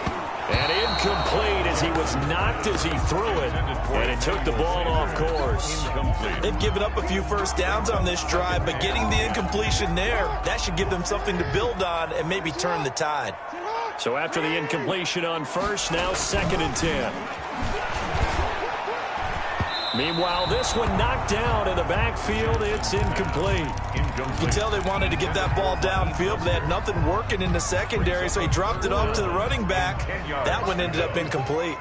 So back-to-back incompletions, and that has him staring at a 3rd and 10.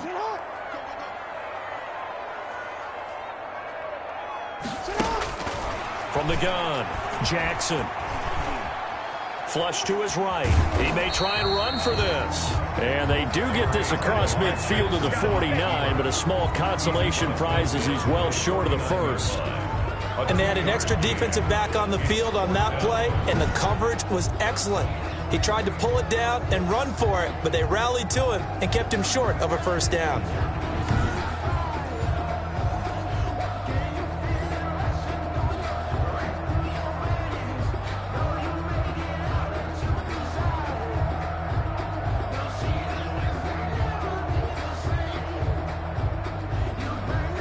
So on 4th down, on comes the left-footed punter, Kevin Huber, to punt it away. Back deep, the former All-Pro Tyler Lockett. Now this is fielded in the end zone. So a change of possession here on the punt. And the Chargers will get the football at the 20. So here's the Charger offense making their way out. They'll be led out by a former most valuable player in the National Football League, the always dangerous Lamar Jackson. And what a sophomore season he had for the Cardinals. Pretty much swept every major quarterback award, including the Heisman Trophy. And we spent a lot of time talking about his legs. Formidable. He can run the ball like few others, but the key to everything for him is his ability to be accurate from the pocket.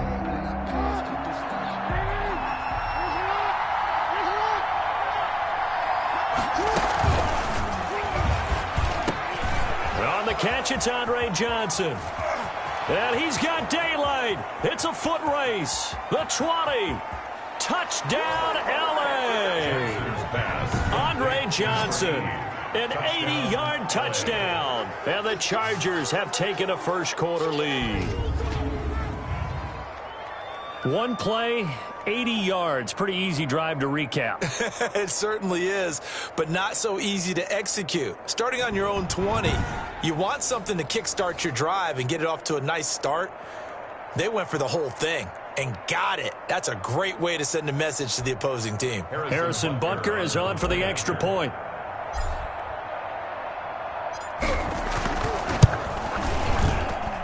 And the Chargers grab the 7-0 lead. Those are the ones the offensive coordinators dream about. One-play drives from that distance. What an effort. It results in the touchdown.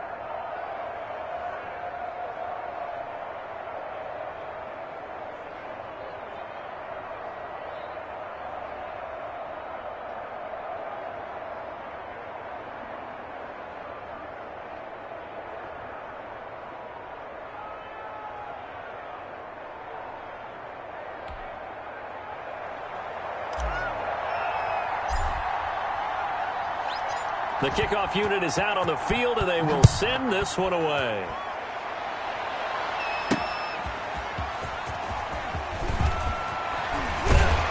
And not much happening on the return as he'll get this to about the 23. First and 10 at their own 23-yard line. Well, the San Francisco 49ers coming back out here. You know, this team, of course, the defending champs in the NFC last year, not finding the path to be quite as easy in 2020. Losing in Week 5, and really, in surprising fashion, 43-17 at home. They lose to Miami. And they had Jimmy Garoppolo back, his first start since being forced out of the Week 2 game with the ankle injury. But threw 2 first-half interceptions and then took a seat. And he can't find anywhere to go with it, and he goes down. Getting the sack, the big D tackle, Geno Atkins. And on that one, the protection just broke down. You've got to have that leverage, don't you? We always talk about low man wins in the running game for an offensive lineman versus a defensive lineman.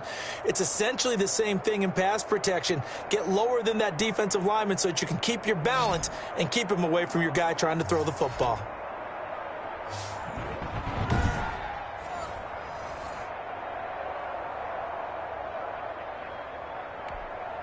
Coming up now on a 2nd and 15 following that sack. Here's Mostert. And he'll lose yardage here. Back to the 15. They lose 2 on that last play, so things get even tougher. 3rd and long coming up. Brings up 3rd and 17.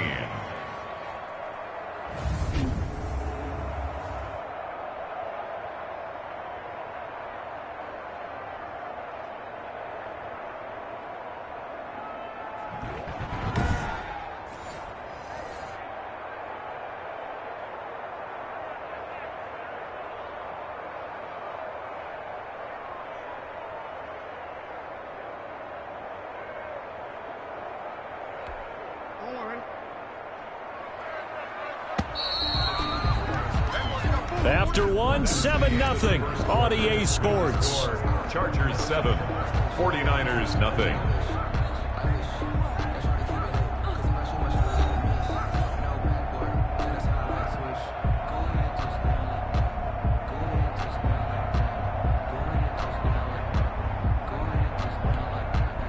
An extra cornerback now in the game for the Chargers here on 3rd.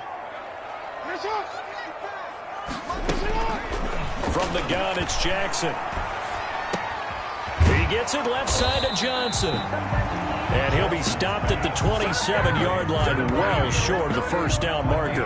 It'll be a gain of 12, but it will also lead to 4th down. Boy, the evolution of the game and how these guys on plays like that can get out of the pocket, keep plays alive, it just makes things so much harder for defenses. It really does, and we're talking about an era in the game where the quarterbacks are the most athletically gifted that we've seen in a bunch. I mean, when you talk about collectively, it's unbelievable. So their ability to move is practiced now. It's not necessarily, oh, he just took off and you guys figure it out. When he takes off, everyone knows where to go now. They know how to run routes, change things, make themselves presentable for the quarterback. It's a lot of time that they put in on it. It's not just your static 1, 2, 3. This is where the ball goes anymore. Now it's Lockett. A great return there of 22 yards. And it'll be Charger football here as they take over. At their own 44-yard Lamar line. Jackson marching back onto the field. He's played a pretty clean first half, a touchdown, no interceptions. Frankly, that's what they expect out of him. They want to see the ball thrown and thrown well, and he's able to do that and put it in the end zone. They'd love to see more of that before this game finishes. But right now, he's got his team in a good spot. A good spot, maybe looking for touchdown pass number 2 here in the second quarter. Chargers in good field position to start out. 1st and 10 at their own 44.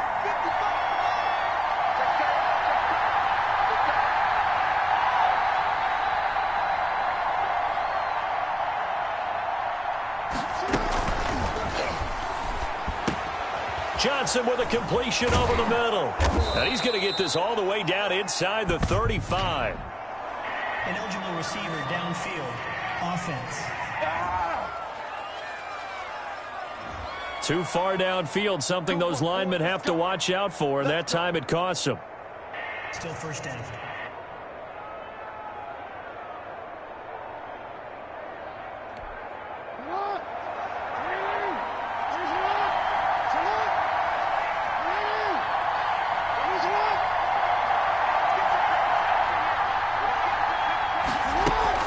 Jackson now. From the gun, he'll throw. And this is incomplete. Johnson the intended target, and it's 2nd down. Right up to that point, I was about to say he's had a pretty good half catching the football, but let's just be honest about it.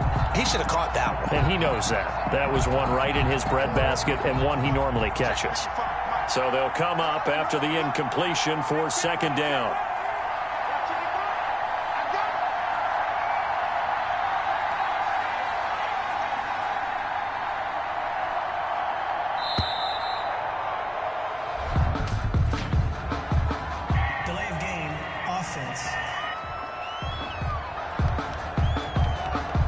So that'll back him up 5. Still 2nd down.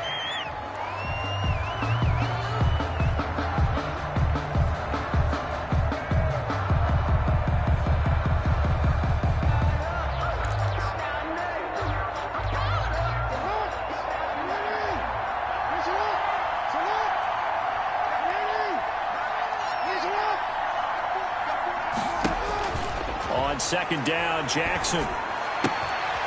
Throwing the out route and complete. That's Gonzalez. If they didn't have that penalty a moment ago, it'd be a 1st down. Still a nice 13-yard pickup.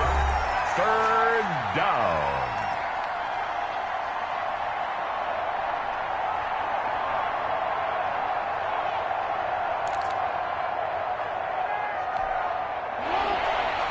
We remind you that coming up in 2 minutes' time, we'll hand you off to Orlando, where Jonathan Coachman will have highlights and analysis of this first half of action.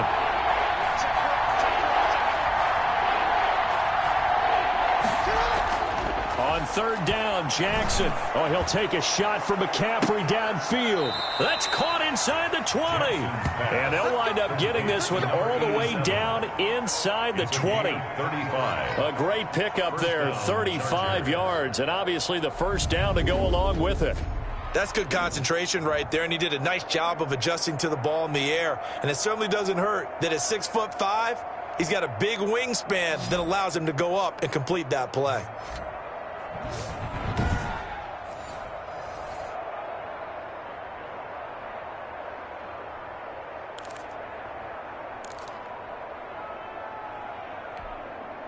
So from the 17 now, here's a 1st and 10.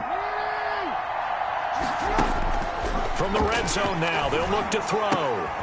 A 50-50 ball here, and it's intercepted. Adrian Amos with a pick. And a big turnover there as his guys will get the football back. Intercepted. Charles, not only is that an interception, it's one when you were really knocking on the door for a touchdown inside the red zone. You're actually thinking points. No matter what, at worst, you're thinking kicking a field goal and getting 3. We might look back on this in the second half and say, you remember when they didn't get points on that drive? This could cost them.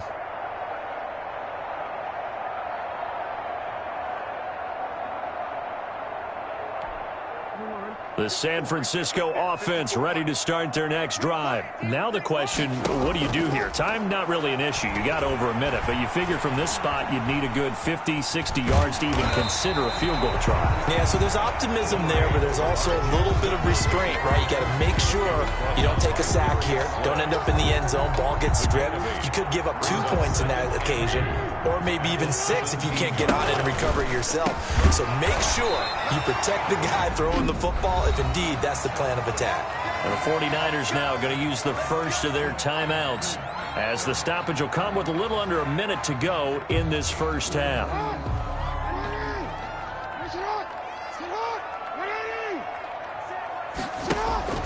Off the play fake, here's Jackson. Into a double team, and it's intercepted. Derwin James with a pick, and they take over. They'll set up shop at the 46-yard line. You're trailing. You're trying to get points late in the half. I absolutely understand that.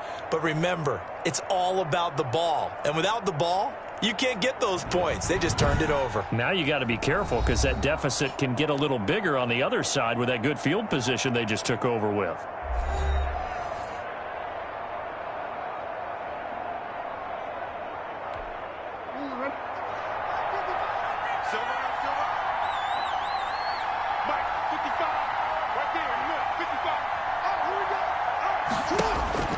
After the interception, here's Jackson.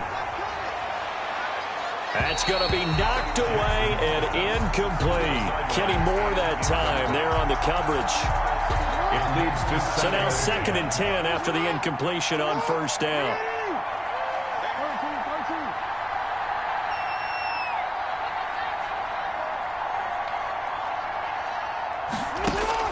To throw again, Jackson. No, he almost had it. Already with 1 interception, just missing his 2nd there. They have to like what they've done defensively here at the outset of this drive. They forced a couple of incomplete passes, bring up a 3rd and 10. Don't be surprised to bring a little pressure on this snap. Now they face a 3rd and 10 after back-to-back incompletions.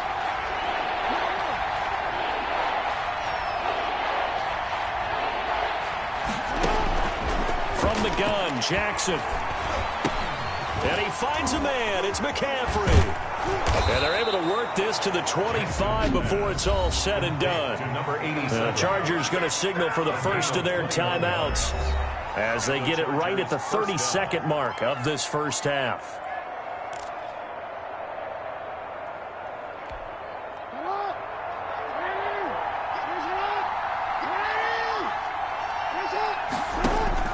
Throwing now, Jackson on first down.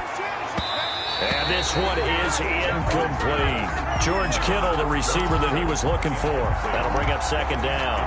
He certainly had a good game throwing the ball so far, but I think he was trying to take that from good to great with that throw, trying to get one downfield.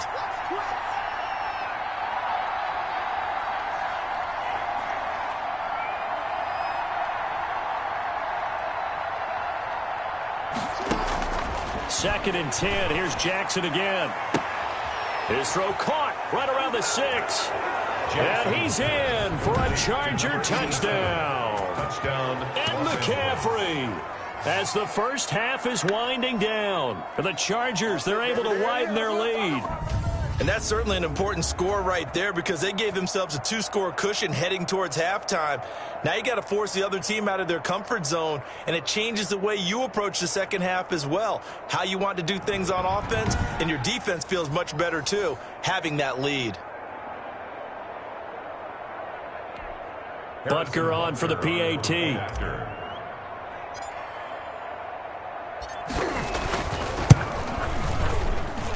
And this is no good. Missed the PAT, so they fail to connect, and this remains a 13-0 game.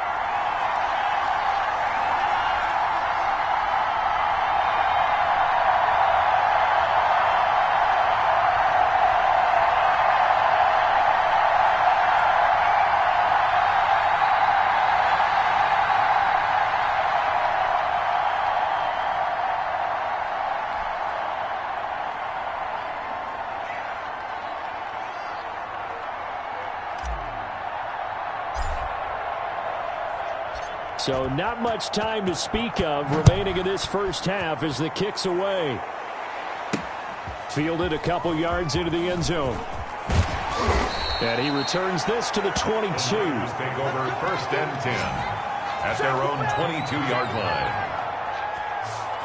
And San Francisco gets set to go here. We're under 20 seconds to go in the half. I'm guessing the wise play here is be safe. That is the wise play, because if you think about trying to fool them here, here's what you're facing. You're facing a loosened up secondary, playing a lot deeper than normal. So even if you run some type of misdirection, you're only going to fool them for a second or so. And guess what? They're so deep, they're really not going to be out of position. Take the knee, get to the locker room. And he'll just push his way forward for a few as the clock will run. A gain of 4. It's now 2nd and 6 at the 26-yard line. So we've hit intermission. It's halftime. This is the NFL, and it's a presentation of EA Sports. Okay, Brandon, thanks very much, and welcome in everyone to an abbreviated version of the EA Sports Halftime Report. We saw a terrific first half from the dual-threat quarterback, Lamar Jackson. His guys have the lead, as we'll hand it back over to our commentators, Brandon Godden and Charles Davis.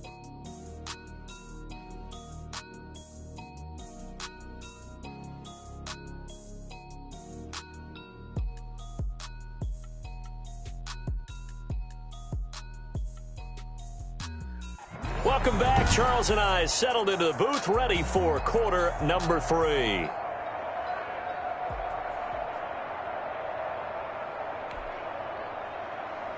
So the Chargers will start the second half with the lead and the football as we're underway in the third quarter.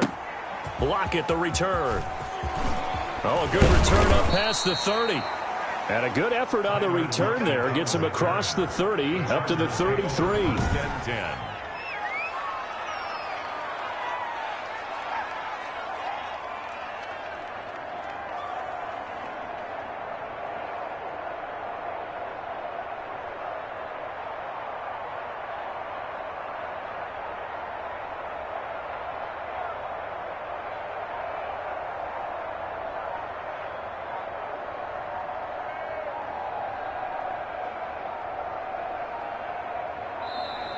Now problems right out of the gate. We're going to get a delay. Delay of game, offense. And that'll set them back 5. Still first down.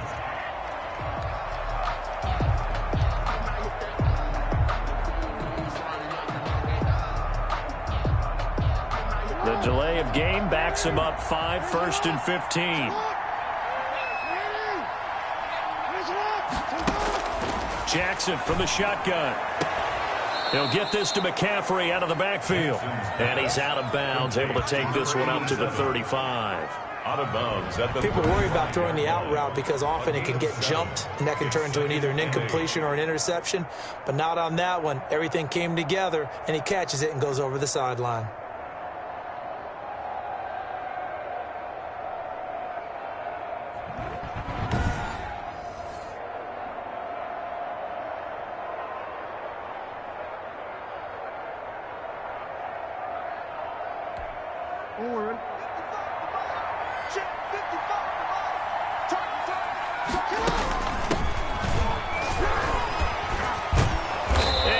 This one to midfield before he's brought down. 15 yards on the play, first down.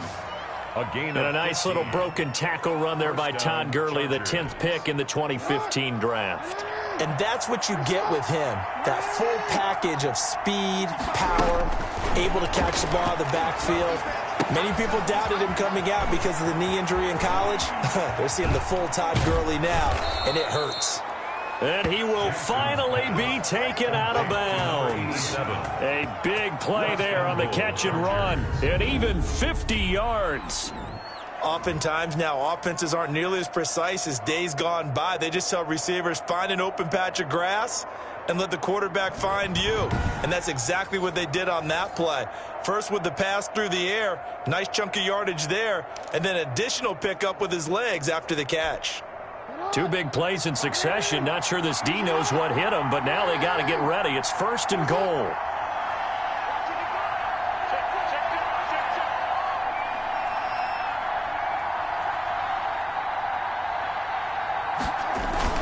They'll try and pound it in with Bettis. And he's into the end zone. Touchdown, Chargers. Jerome Bettis taking it in. And the Chargers find a way to stretch their lead. Nice job of polishing off that drive, but all the credit there goes to that play prior. Yeah, it certainly does, because after that big play, I think resistance almost felt futile at that point, didn't it? And the very next play, they come right back, quick, fast, and in a hurry, and put it in the end zone. No real hesitation from Anthony Lynn. They're going to go for 2.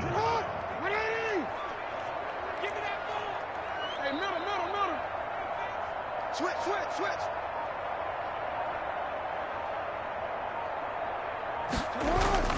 Now Jackson. And he's got it.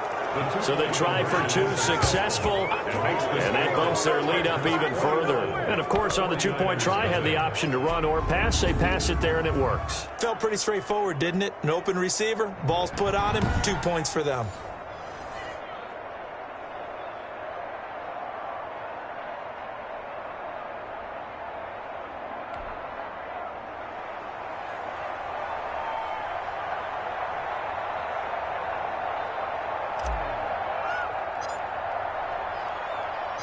Out is the kickoff unit as they run up and send this one away. Set to return. Here's Raheem Mostert. And the tackle going to be made right there at the 25-yard line. At their own 25-yard line. Here's a look at the 49ers offense as they make their way out for their first possession of the second half. They trail offense, first time to touch the ball in quarter 3, and we'll see what they can do. And I can't wait to see what they have planned, because some teams script to start a half.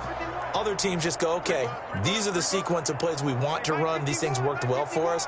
And sometimes they throw in that big chunk play right away. Shocker. Try and get after them early and try and create a big play to give themselves some momentum. See what they have up their sleeve.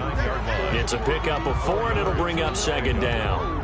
Well, they certainly haven't been able to get him going and establish the run, so I think it's time to abandon that plan and start chucking it all over the park. And you know who's excited about that? The defensive front. They got a chance to pin their ears back and get after him now. Again, they'll run it with Mostert. And he'll slip his way up across the 30 to the 32. 3 yards is half of what they needed. Now can they get the other 3 here on 3rd down? Brings up. Well, they're hoping that the second half is better for him than the first half. They've got to find a way to get him going. He's a big part of their offense. This offense in desperate need of a conversion as they come up on 3rd down. And the throw there going to be incomplete. That's an excellent job right there.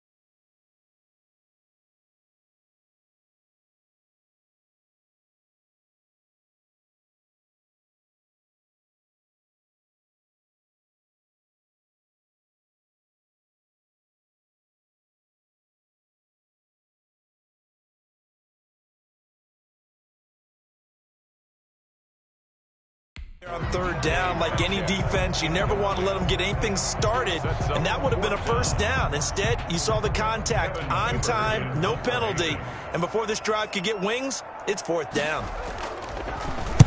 Averaging 50 yards a boot so far as this one's away. Fielded just inside the 20. A good head-down running on the return gets about 15 yards. And the offense will take over with a new set of downs. 34-yard line. The Rams ready to go on offense. And now you've got the clock winding down here in the third quarter. You're 3 scores to the good. What's your approach on this drive? Too early to fully commit to playing the clock game. Yet at the same time, you're also not going pell-mell like you would in 2-minute offense. This is what NFL offenses call 4-minute football. Take the clock out of the game a little bit, wind it down, but at the same time, keep advancing the ball down the field. Now a throw over the middle, and he's got it to start the drive. And he'll have it past midfield almost to the 40 before being taken down. The catch and run, good for 24 yards. First down. Was that a design pass, or what was that? It was built into the play call. He had the opportunity to either hand it inside, keep it himself to run it, or do what he just did. Throw that pass inside, hitting a receiver on the run.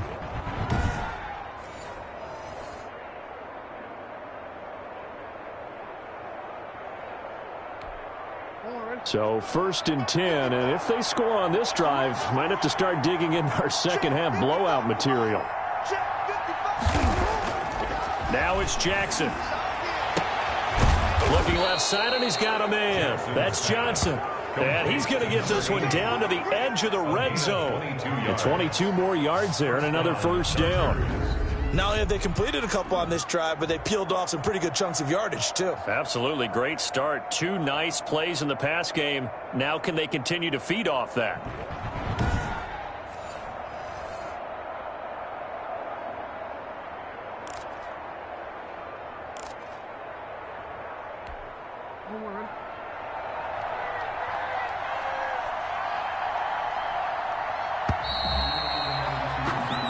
And that is going to do it for this third quarter of action. You are watching Madden Ultimate Team on EA Sports.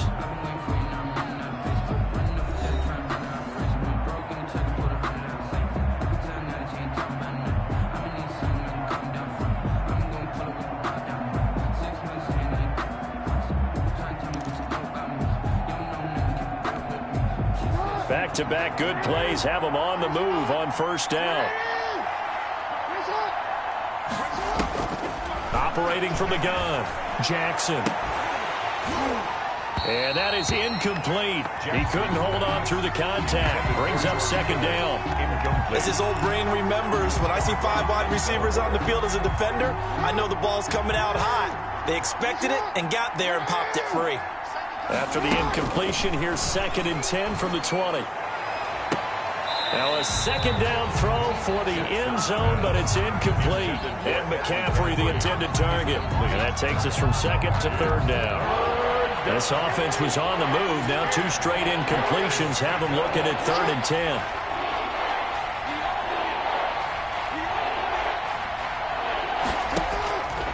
Again, Jackson. That is caught at the 7. And he will get into the end zone. It's another touchdown. This thing is ugly. They were still throwing with a comfortable lead here late, and now that lead even more comfortable. And your first thought is there bad blood that went into this one ahead of time, that maybe they're seeking some revenge or they just don't like them? But the other thing that always hits me is, are they worried about playoff positioning, right? Are they worried about, do you need enough points in case there's a tiebreaker that comes into play later?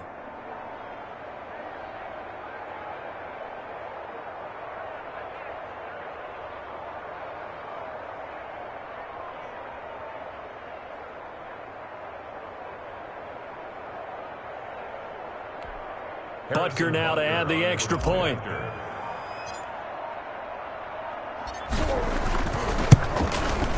He missed one earlier, remember, but this time he gets it to go. So that drive spanned 5 plays, and it ends with the Chargers getting into the end zone.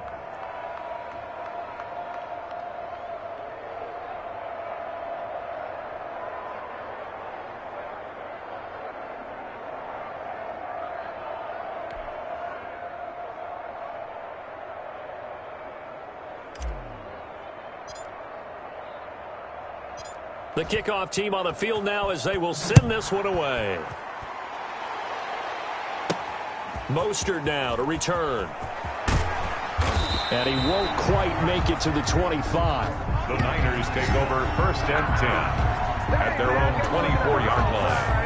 San Francisco set to go on offense once more. And let's face it, this drive is not going to have any bearing on this game, but it's kind of important for one reason, isn't it? It certainly is. You got to get points. And okay, all right, I'm being facetious here, but you get points, you feel a little bit better about yourself as you move on to the next one. Here we go. Throwing on 1st down, it's Jackson. Steps away, and he's going to keep it here.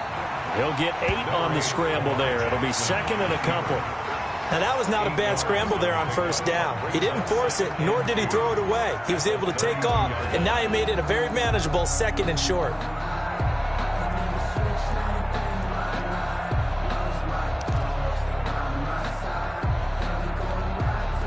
Ahead of the chains now, 2nd and 2. Don't get nervous. Right there. From the gun, Jackson throwing over the middle, but it's incomplete. The veteran Andre Johnson, the target on that one. And it's 3rd and short. Well, it just seems like all game long there hasn't been a lot of sync quarterback to wide receiver on this side of the football. They haven't been on the same page, quarterback and receivers. Heck, they haven't been on the same grease board when you draw plays up. They haven't been on the same Surface tablet that you look at on the sidelines. Nothing's worked for them. They've got to find a way to start matching each other's movements. At this point, down big, you'd have to imagine this defense are just going to sit back, blanket the field as best they can. Yeah, this is actually the easy part of the game for them because, just as you noted, they can sit back, keep everything in front of them. But they've blanketed the field the entire game using a variety of coverages. And this is incomplete. The Niners go for it, but it doesn't work out. And the Chargers will get the football back in excellent field position. So the defense has to stay out and get one more stop. They were able to do it, forcing the incompletion. So on their record, that goes down as a successful play. Doesn't matter how they got there, how it happened. They got it done. They're the ones that are jubilant.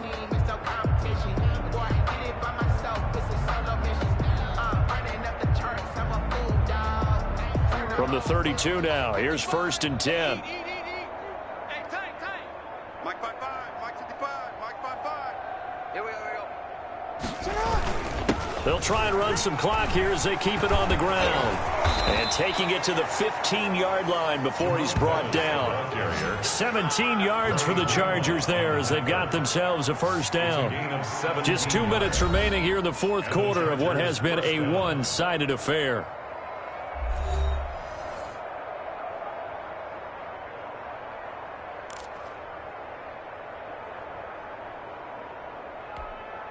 So it's Charger football as we welcome you back from the 2-minute warning. And they have just about put this one on ice as they've got it here, 1st and 10. And they are going to score again. Yet another touchdown as they just add to their totals. And he certainly played a pivotal role with those 2 TDs and why they're up on the scoreboard right now. Well, someone's all about winning, aren't they? Because he's not worried about the number. Sure, it's great to have 2 touchdowns. But the bottom line is what he's doing is contributing to their lead. He wants to continue to do so. Butker on for the PAT.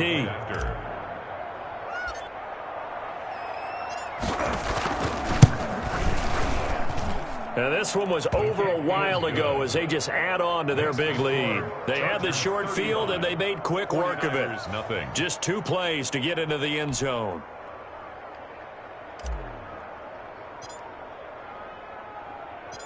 Set now to kick this one away, and off it goes.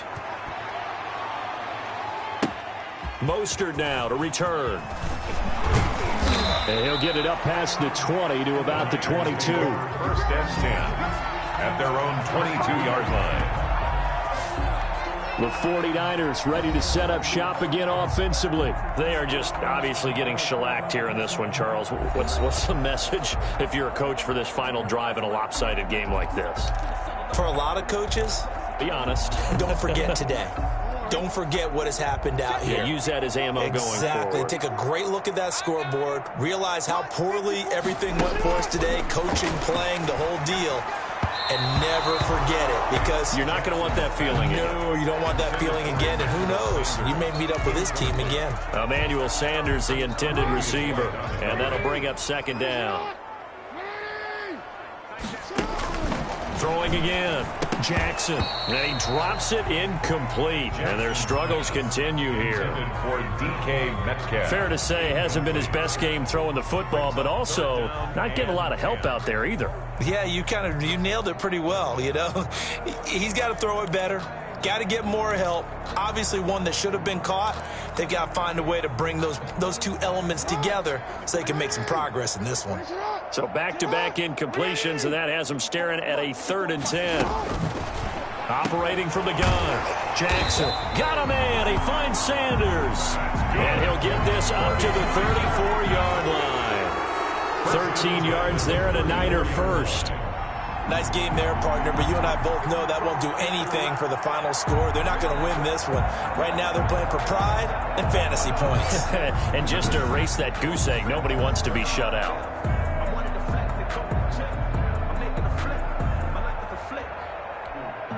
From the 34 now, here's 1st and 10. To throw again is Jackson. It's caught on the right side. Williams. Jackson's 3 yards the gain there, 2nd down. One thing I think that's safe to say defensively, the tackling's been really good. And because of that, it's been very, very hard for them to move the ball because you're not getting the benefits of run after catch. They're tackling them almost on the spot. That means you have to run extra plays, harder to move it. Now a desperation throw deep downfield. And that'll be incomplete. Took a pretty good shot as he tried to pull that one in. Couldn't hang on, 3rd down. Got to be wary of throwing an interception here because the defense knows they're going to get tested deep. That's why they're going to put a couple of extra guys back there to try and prevent that. Yeah, late in the 4th quarter here, trying to preserve the lead. And that will be incomplete. I think this is what this game's become now. Just go deep, see if we can get something to go our way. Yeah, not the most creative or most inventive play call there, but not much has worked for them throughout this game. They're almost at a loss about what to dial up. He's averaging just under 50 yards a punt as he gets this away. Returnable for Lockett. Oh, good footwork on the spin. Good blocking there, nearly sprung him. As it is, it'll go as a 19-yard return. L.A. set to take over again on offense. And 3 timeouts remaining here defensively, but really not much reason to use them at this point as this one is all but over. If they use the timeouts here, it's strictly for show. We got a plane to cash.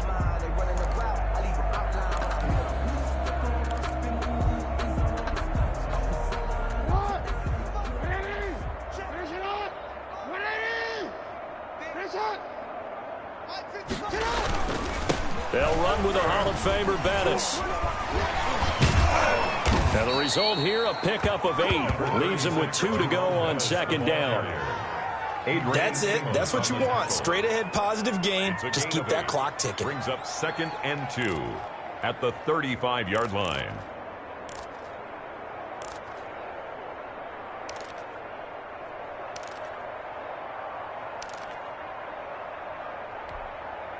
Eight yards the tally on that 1st down run. Here's 2nd and 2. 31's the mic. I'm going to come back to you.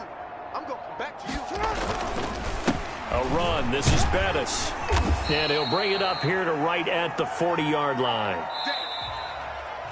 So this one's over. It's in the win column for the L.A. Chargers. And I tell you what, Charles, this might be about as good as it gets. They were incredible. Yeah, offense was in fine form. The defense threw the shutout at them. I think they worked in concert together.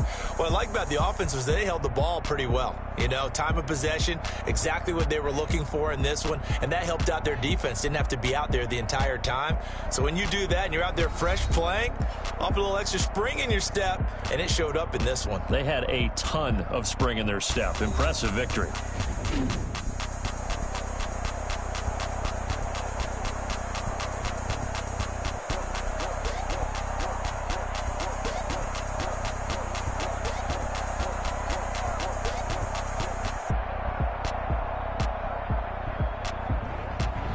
So that'll just about do it for Charles Davis. I'm Brandon Gaudin. You've been watching the NFL on EA Sports. For more, log on to easports.com.